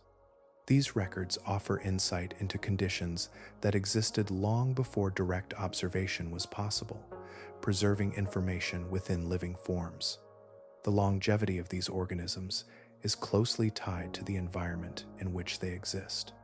Low temperatures, limited energy availability, and reduced disturbance contribute to a setting where rapid growth is not advantageous. Instead, stability and efficiency support survival. Metabolic processes operate at a reduced pace, conserving resources and minimizing the need for frequent renewal. Because of this, change occurs gradually. Damage or disruption can take decades or longer to recover, as growth proceeds slowly and replacement is not immediate. The persistence of these organisms depends on the continuity of their environment, which allows them to maintain their structures over extended periods without significant alteration. These long-lived forms also contribute to the broader ecosystem. Their structures provide surfaces for other organisms to attach, creating localized habitats within otherwise sparse regions. Over time, they influence the distribution of life around them, forming centers of activity that remain stable across generations. The presence of such longevity within the ocean highlights a different relationship with time, one that is not defined by rapid cycles but by extended continuity. Life persists not through quick adaptation, but through alignment with conditions that remain consistent. Growth, survival, and interaction all unfold within a framework that extends far beyond immediate observation. Within these depths, organisms exist that began their growth long before modern exploration reached them, continuing to develop in ways that reflect an environment where time is measured not in years, but in centuries and beyond. Layer by layer, the ocean floor accumulates a record that is not written in words, but in material that settles and remains. Fine particles descend through the water and come to rest, forming sequences that build slowly, preserving traces of the conditions present at the time they arrived. Over long periods, these layers become a continuous archive, extending downward into depths that correspond to increasingly distant points in the planet's past. When these sediments are extracted as cores, they reveal a vertical timeline. The uppermost layers represent recent history, while deeper sections correspond to older periods, sometimes reaching back millions of years. Each layer contains information carried from above, including fragments of organisms, mineral particles, and chemical signatures that reflect the environment in which they formed. By examining these layers, it becomes possible to reconstruct patterns that are no longer visible at the surface. Within this record, carbon plays a central role. The ocean acts as a major reservoir, storing carbon that originates from the atmosphere and from biological activity in the upper layers. As organisms live and die, their remains sink, carrying carbon downward where it can become incorporated into the sediment. This process removes carbon from circulation, placing it into a form that can remain stable over extended periods. The amount and type of carbon stored in these layers vary with changing conditions. Periods of higher biological activity result in greater accumulation, while shifts in temperature and circulation influence how much carbon is transported and preserved. These variations are recorded in the composition of the sediments, providing a way to trace changes in the global carbon cycle over time. Embedded within these layers are microfossils, the preserved remains of microscopic organisms that once lived in the ocean. These forms, often composed of calcium carbonate or silica, retain their structure long after the organisms themselves have ceased to exist. Their shapes and compositions reflect the conditions in which they developed, including temperature, nutrient availability, and chemical properties of the water. By analyzing these microfossils, it is possible to infer past climates. Different species thrive under specific conditions, so their presence or absence within a layer indicates the environment at that time. The ratio of certain chemical elements within their structures can also provide information about temperature and the composition of seawater. Together, these details form a picture of how the ocean and atmosphere have changed. The continuity of this record depends on the stability of the seafloor environment. In regions where sediments accumulate steadily and remain undisturbed, the layers preserve a clear sequence. In other areas, movement or erosion can alter or remove parts of the record, creating gaps that limit what can be reconstructed. The most complete archives are found where conditions allow for consistent deposition over long durations. This stored history extends beyond individual events, capturing gradual trends as well as abrupt changes. Shifts in temperature, variations in ocean circulation, and changes in atmospheric composition are all reflected in the layers that have accumulated over time. The ocean floor holds these records in a form that can be examined, providing insight into processes that unfolded long before direct measurement was possible. Within this system, the ocean functions not only as an active environment, but also as a repository of its own past. The sediments that settle today become part of a sequence that will continue to build, adding new layers to a record that remains incomplete but continuously expanding. Long after events have passed at the surface, their traces continue to settle, carried downward in fragments that become part of a record preserved far below. The ocean floor does not forget in the way landscapes on land might, where erosion and exposure can remove or obscure evidence. Instead, it holds sequences of material that retain the imprint of changes that once unfolded across the entire planet. Within these layers, there are intervals that differ sharply from those above and below them. Sediments that normally accumulate with consistency can suddenly shift in composition, marking a transition that reflects a broader disruption. These changes may include variations in the abundance of certain materials, the appearance or disappearance of specific microfossils or chemical signatures that indicate altered conditions in the ocean and atmosphere. Such layers correspond to periods when life experienced significant loss, events now recognized as mass extinctions. These moments are not preserved as single dramatic lines, but as boundaries within the sediment where continuity is interrupted. Above the boundary, one set of organisms dominates the record. Below it, a different set appears, indicating a change that reshaped biological systems across large scales. The causes of these events vary, but their effects extend into the ocean in ways that can be traced through these preserved sequences. Changes in temperature, shifts in ocean chemistry, and disruptions to nutrient cycles all leave their marks within the sediment. The deep ocean, connected to these processes, records their influence even when the initiating events occur elsewhere. Despite the scale of these extinctions, the deep ocean has often acted as a form of buffer. Conditions at great depth remain more stable than those at the surface, where changes can be rapid and widespread. Temperature fluctuations are reduced, and the absence of direct sunlight limits certain forms of disruption. As a result, some forms of life persist through events that significantly alter ecosystems above. This buffering effect does not prevent change, but it can moderate its impact. Species adapted to stable conditions may continue to exist, while others that depend on more variable environments may decline. Over time, these surviving populations can contribute to the re-establishment of biological communities, forming the basis for recovery after periods of loss.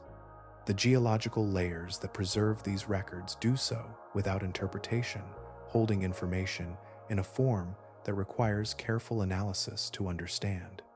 Each layer represents a moment of deposition, and together they form a sequence that can be read to reconstruct past conditions. Variations in thickness, composition, and structure all contribute to this understanding, providing clues about how the ocean responded to changes over time. In some cases, the evidence is subtle, requiring detailed examination to identify patterns that indicate broader events. In others, the transition is more pronounced, marking a clear boundary between different states.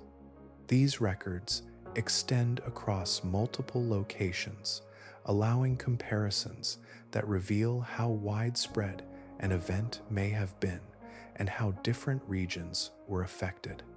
The continuity of these layers depends on the conditions of the seafloor, where steady accumulation allows for a more complete record.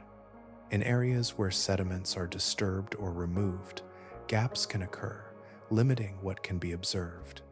Even so, enough of the record remains to provide insight into events that shaped the history of life on Earth.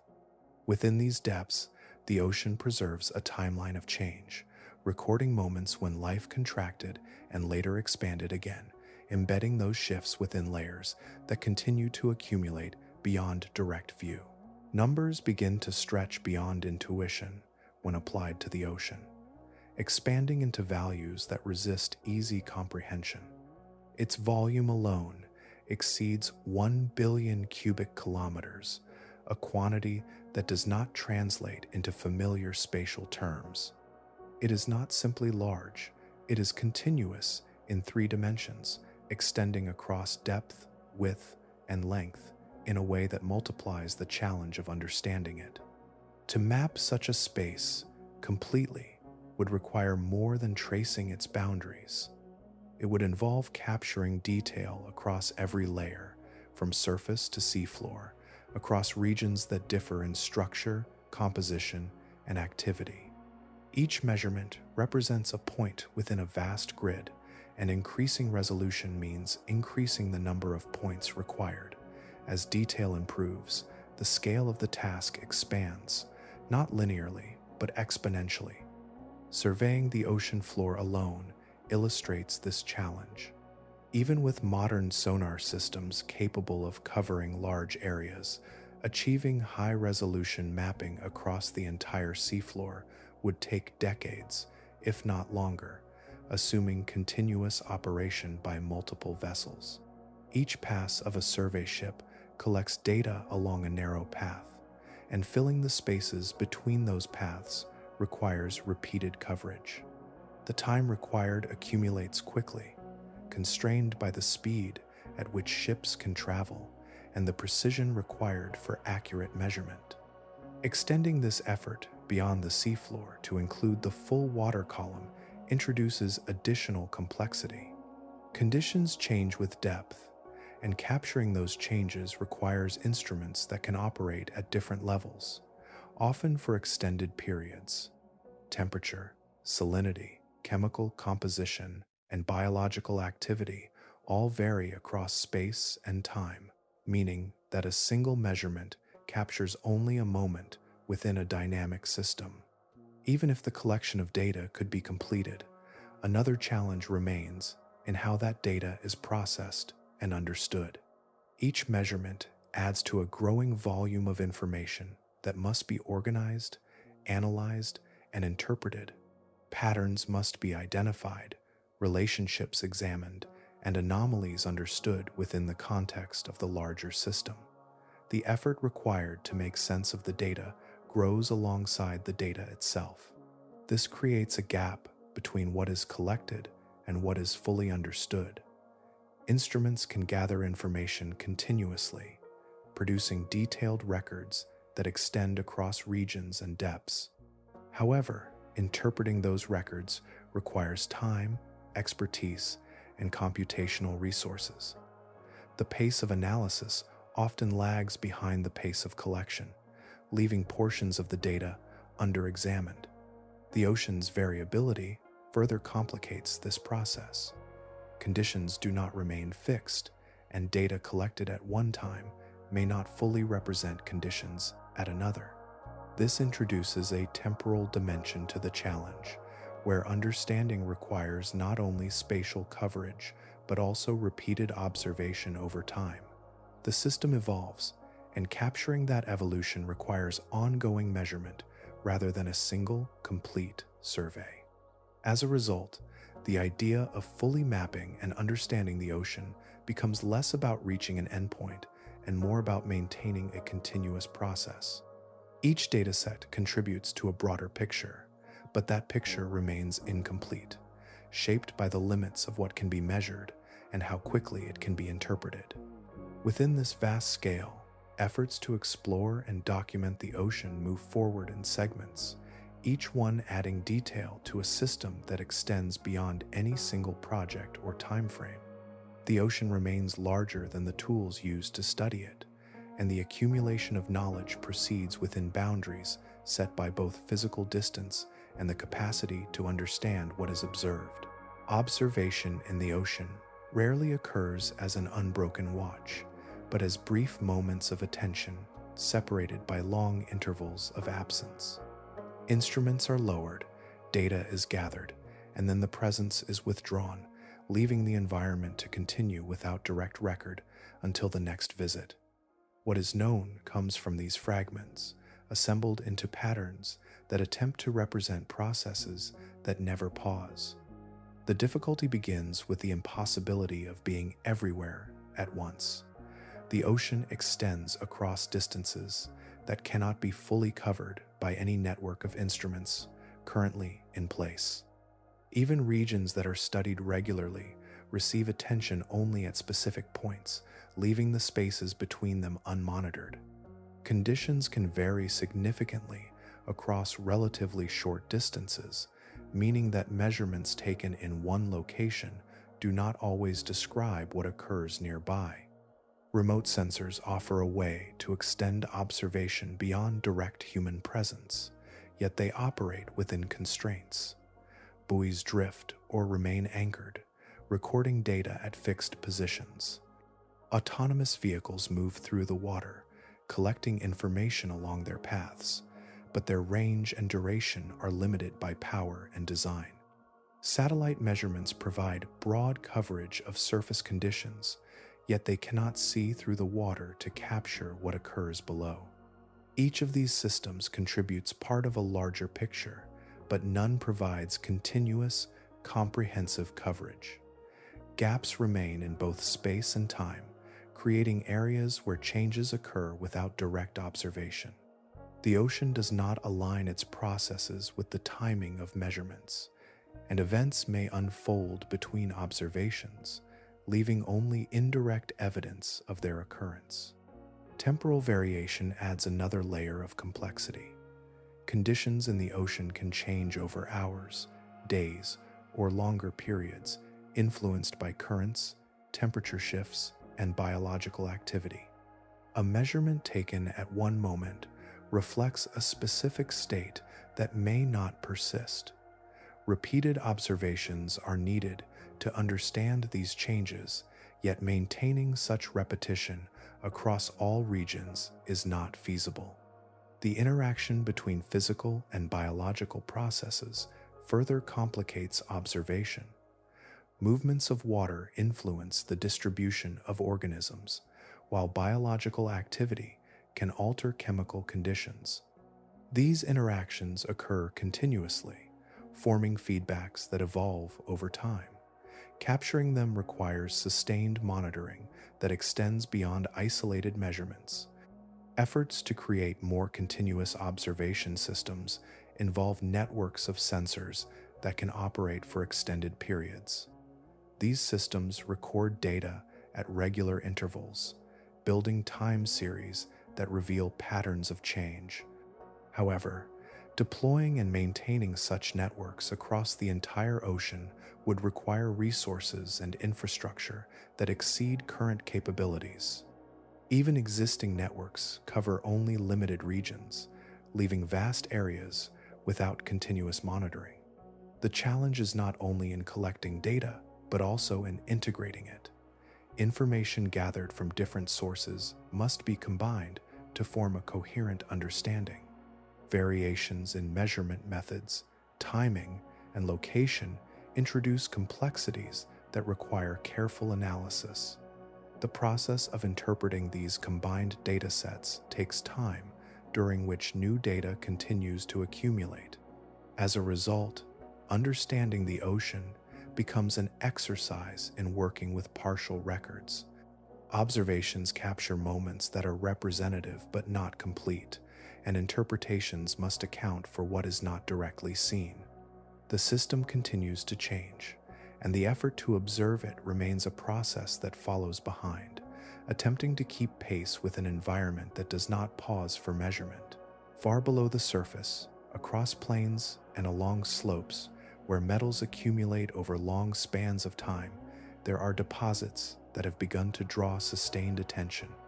These resources form slowly, gathering as nodules on the seafloor or concentrating around hydrothermal regions shaped by chemical processes that operate without interruption. Their distribution is uneven, yet in certain areas they appear in densities that suggest the possibility of extraction. Interest in these deposits has grown as demand for specific materials increases.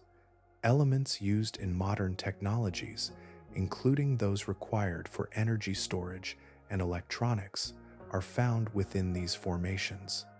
The ocean floor represents a source that has not been developed in the same way as land-based reserves, and this distinction has led to consideration of how these materials might be accessed. Accessing them requires equipment capable of operating at depth, designed to move across the seafloor, collect material, and transport it to the surface. These systems must function within conditions of pressure, darkness, and distance that limit direct control. Operations would likely occur through remote guidance, with machines interacting directly with the seabed, while human oversight remains far above. The process of collecting material from the seafloor involves disturbance of the surface layer where these deposits are found. Sediments are displaced as machinery moves, and the act of gathering nodules or other formations alters the immediate environment. Particles that have remained settled can become suspended, forming plumes that spread through the surrounding water. These plumes do not remain confined to the point of origin. Currents carry them outward, dispersing fine material across broader areas. As they move, they can settle again, covering surfaces that were previously exposed. This redistribution changes the local conditions, affecting how organisms interact with their environment and how processes at the seafloor continue.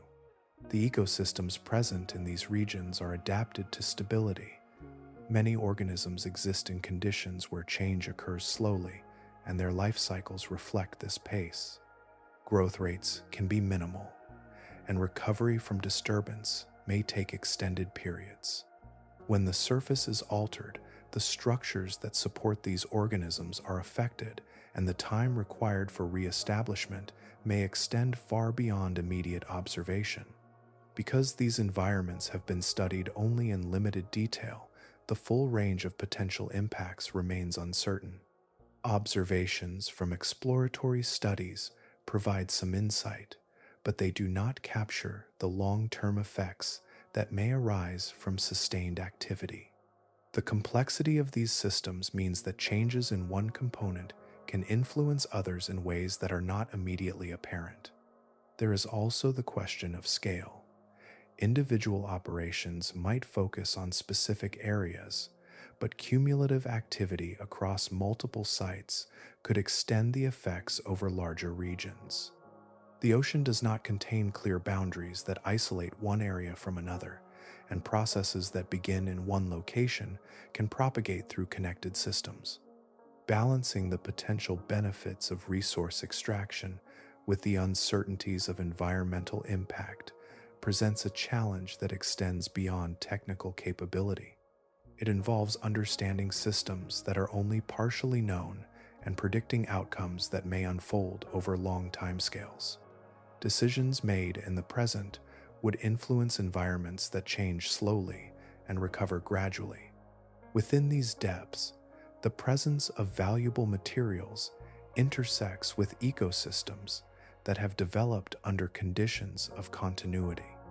The interaction between extraction and environment introduces changes into systems that have not experienced them before, shaping outcomes that remain difficult to fully anticipate. Some discoveries arrive not through deliberate exploration, but as brief observations made during activities that were never intended to study life at all. As equipment moves across the seafloor for surveying or extraction, cameras and sensors capture glimpses of organisms that had not been previously recorded. These moments are often short, a passing frame within a larger operation, yet they reveal forms of life that existed beyond earlier observation. In many cases, these species are encountered for the first time in environments that are already being altered.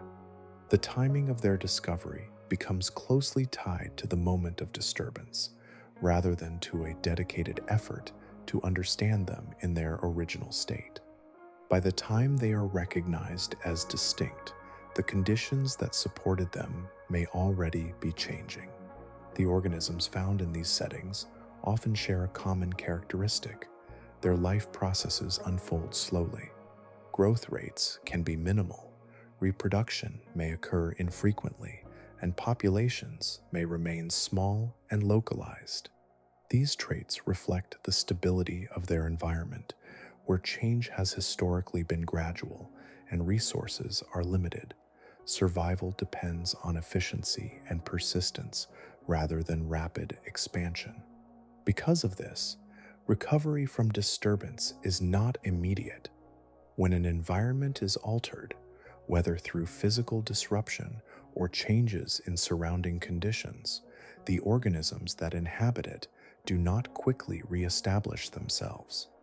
The processes that support their life cycles operate over extended periods, meaning that any loss can take decades or longer to reverse, if it reverses at all.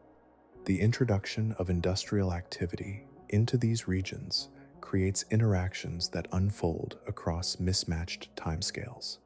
Operations may occur over months or years, while the systems they affect have developed over centuries.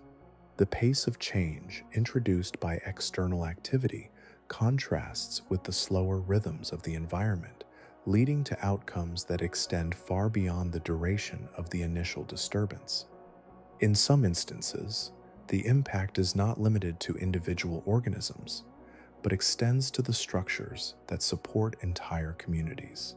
Surfaces that have accumulated over long periods, providing habitat for multiple species, can be altered or removed. The loss of these structures affects not only the organisms directly associated with them, but also those that depend on the broader environment they help maintain. The challenge in assessing these effects lies in the limited understanding of the systems involved. When a species is first observed during an industrial survey, information about its role within the ecosystem is often incomplete. Its interactions, its contribution to local processes, and its capacity to adapt to change may not be fully known. This uncertainty makes it difficult to predict how its loss or alteration will influence the surrounding environment. Documentation can follow discovery, with efforts made to classify and study these organisms after they are encountered. However, this process occurs alongside ongoing activity, and the opportunity to observe them under undisturbed conditions may no longer be available. The record becomes one of partial understanding, shaped by the context in which the discovery was made. Within these depths, the sequence of discovery and disturbance can become intertwined. Species that persisted for long periods without recognition are brought into awareness at the same time that their environment is being changed. The timing does not allow for separation between observation and impact, leaving gaps in what can be known about their original state. The ocean continues to hold forms of life that remain unobserved, existing within systems that operate on timescales extending beyond immediate perception. When they come into view, it is not always at a moment of stillness, but within processes that alter the very conditions that allowed them to exist. Temperature in the ocean does not rise all at once, but spreads gradually through layers, carried by currents that distribute heat across vast distances. The increase is often measured in fractions of a degree, subtle enough to seem insignificant in isolation, yet persistent enough to alter conditions over time. Water absorbs and retains heat, allowing changes at the surface to extend downward, influencing regions that were once more stable. As this warmth moves through the ocean, it affects how water behaves. Density changes slightly, altering circulation patterns that depend on temperature differences. Currents shift in response, redistributing heat, nutrients, and dissolved gases in ways that reshape existing balances. These movements are not abrupt, but they accumulate, modifying pathways that have operated consistently for long periods. At the same time, the chemistry of the ocean is changing. Carbon dioxide from the atmosphere dissolves into seawater, forming carbonic acid and lowering the overall pH. This process, known as acidification, does not make the ocean acidic in a direct sense, but it reduces the availability of carbonate ions that many organisms rely on to build shells and skeletons. The change is gradual, yet it alters the conditions under which these structures form and persist. Organisms that depend on calcium carbonate face increasing difficulty maintaining their structures. Growth may slow, and existing formations can become more vulnerable to dissolution. These effects extend beyond individual species, influencing the systems that depend on them. Structures that provide habitat or contribute to ecological balance may weaken over time, affecting the distribution of life. As conditions shift, species respond by adjusting their ranges. Some move toward cooler regions, following temperature gradients that align with their physiological limits. Others descend to greater depths, seeking environments that retain the conditions they require. These movements are not uniform, and the rate at which species can relocate varies, leading to changes in how communities are structured. In areas where movement is limited, organisms must adapt in place. The capacity for adaptation depends on the rate of change and the biological characteristics of each species. Some may tolerate new conditions within certain limits, while others may experience reduced survival or reproduction. The outcome is a gradual reorganization of ecosystems, where the composition of species shifts over time. Coral systems, including those found beyond shallow waters, are also affected. Although deeper environments are buffered from some surface changes, they are not isolated from the broader trends. Temperature increases can extend into these regions, influencing organisms that evolved under relatively stable conditions. Coral bleaching, a process associated with stress, can occur when these conditions are disrupted, even at depths where light is limited. Bleaching involves the loss of symbiotic organisms that contribute to coral health, leading to a change in appearance and a reduction in function. In deeper waters, where corals may rely less on these relationships, the effects can still be significant, altering growth and resilience. Recovery, when it occurs, takes time and depends on the return of favorable conditions.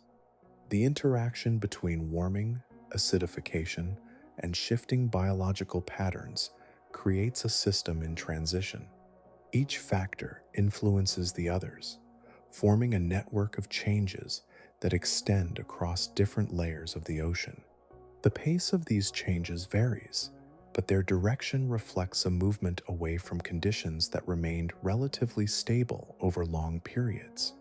Within this evolving environment, the ocean continues to absorb heat and carbon, integrating these changes into its structure.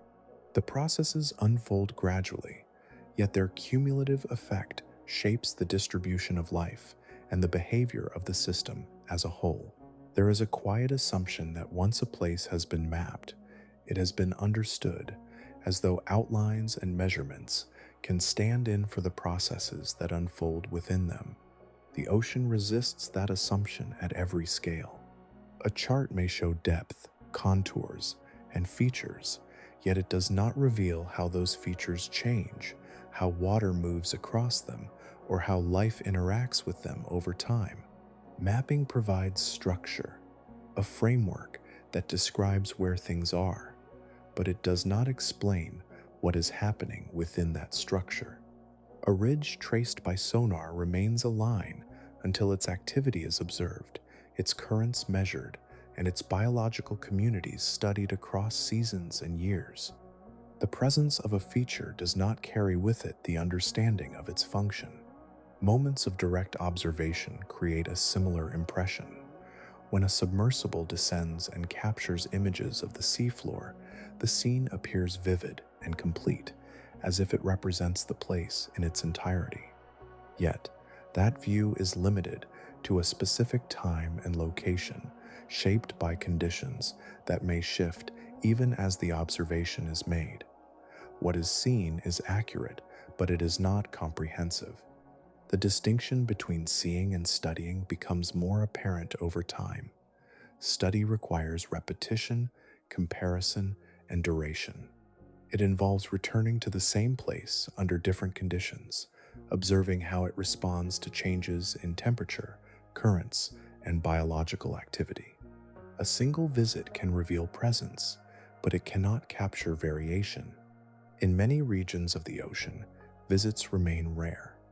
Expeditions are constrained by cost, logistics, and access, leading to observations that are separated by long intervals.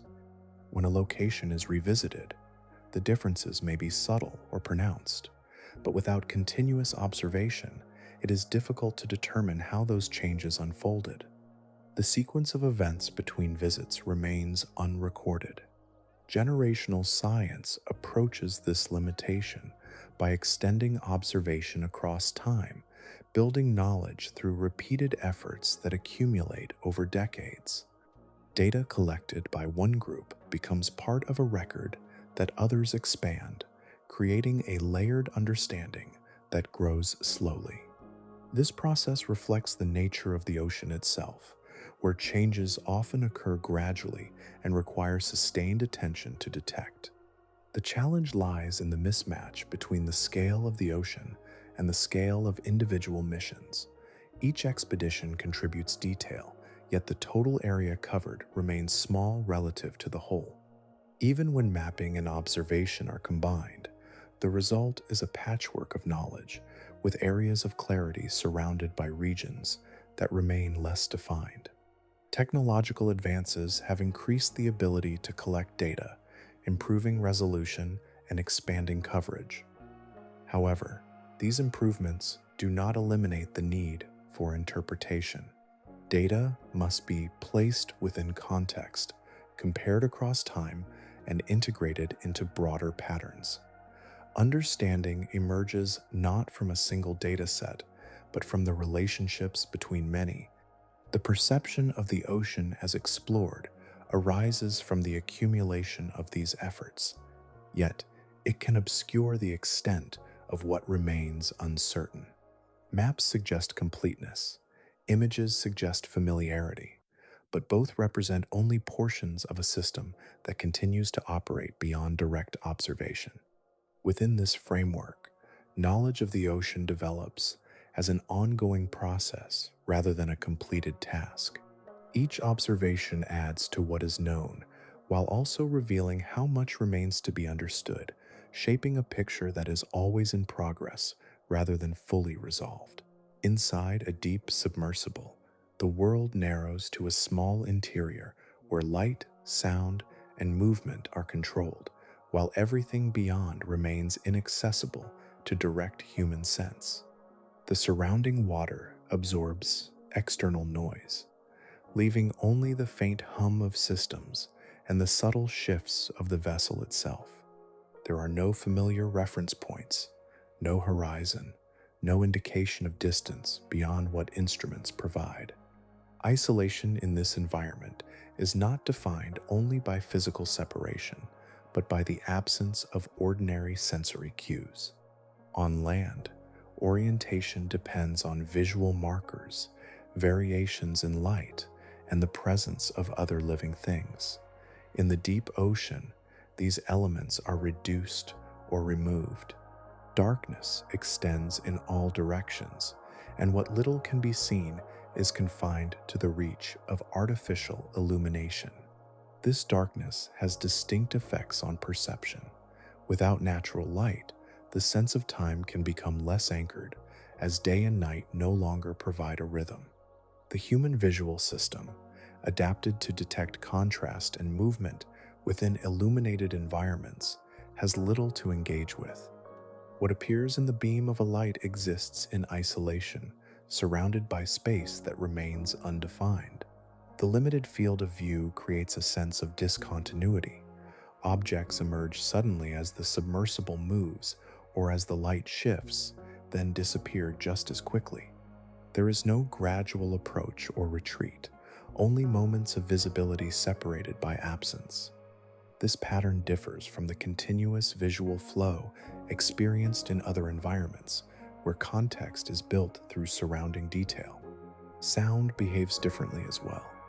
While it travels efficiently through water, it does not reach the interior of the vessel in a way that provides meaningful information about the surroundings. The ocean outside may carry signals across great distances, but within the submersible, those signals are not directly perceived. The environment remains largely silent from a human perspective. These conditions interact with cognitive processes shaped by evolutionary history. Human perception developed in environments where light, air, and open space provided consistent cues. Depth, especially when associated with darkness and pressure, does not align with those conditions. The absence of familiar inputs can lead to a sense of detachment, as the mind has fewer elements to interpret and organize. The concept of depth itself becomes abstract. Instruments may indicate distance below the surface, but there is no direct way to perceive that distance visually. The scale of the environment remains difficult to internalize, existing as data rather than experience. This separation between measurement and perception contributes to the sense that the surroundings are not fully accessible. Within the submersible, attention often turns inward, focusing on instruments, displays, and the immediate environment of the vessel. The external world is mediated through screens and sensors, creating a layer of interpretation between observer and environment. What is known comes through these systems, rather than through direct sensory engagement. The combination of isolation, darkness, and mediated perception shapes how the deep ocean is experienced. It does not present itself in a way that aligns with familiar patterns, and as a result, it can feel distant even when physically close. The environment operates according to principles that differ from those encountered in everyday settings. In this setting, the limits of human perception become evident. The abyss is not only a physical space, but also an environment that exists beyond the range of senses that evolved under different conditions, leaving it to be understood through instruments and interpretation rather than direct experience. Across all that has been traced and measured, there remains a quiet understanding that nothing here holds a final form. The ocean does not settle into completion. It continues, carrying motion through every layer, from surface to seafloor, in ways that rarely pause long enough to be fully captured. What has been seen becomes part of a longer sequence, not an endpoint. Beneath the surface, the ground itself continues to change. Sediments drift and resettle, contours soften or sharpen, and structures formed over long periods are slowly adjusted by currents and geological movement. These changes do not arrive as sudden events, but as steady alterations that accumulate, reshaping the landscape without drawing attention to themselves. Over time, what once defined a place becomes something slightly different. then something new again. Water moves through this evolving terrain, linking distant regions with pathways that are never entirely fixed. Currents shift their direction and intensity, redistributing heat and material in patterns that respond to subtle variations in the system. These flows influence everything they touch, carrying the effects of change across vast distances, connecting places that appear separate but remain part of a continuous whole. Within these movements, life adjusts and continues.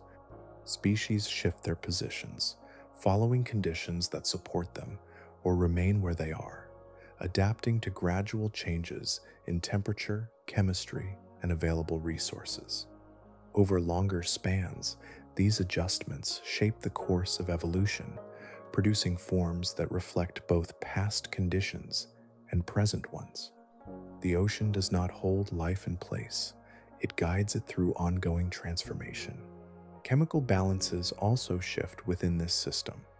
Exchanges between water, atmosphere, and seafloor alter the composition of seawater, influencing processes that extend from the smallest organisms to the largest patterns of circulation.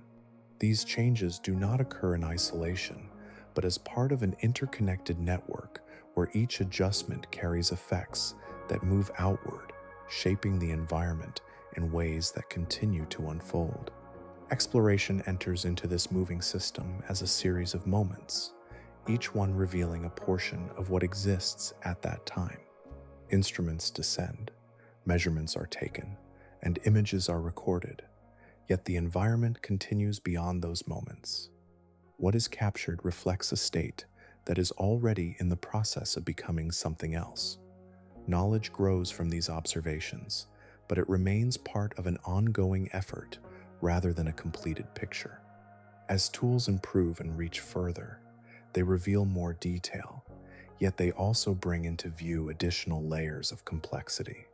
Each discovery expands understanding while also extending the boundaries of what remains unknown. The act of exploring does not close the distance between observer and ocean. It reveals how that distance continues to shift. There is a continuity in this process that does not depend on resolution. Each generation adds to what has been learned, building a deeper awareness of how the ocean operates, while also encountering changes that reshape that understanding. The system remains active, and the effort to know it remains ongoing, moving alongside the processes it seeks to observe. In this way, the ocean exists not as something to be finished, but as something that continues, holding within it a depth that unfolds without conclusion. The further one follows it, the more it extends, not in resistance, but in quiet continuity, offering a sense of scale that does not diminish, only deepens.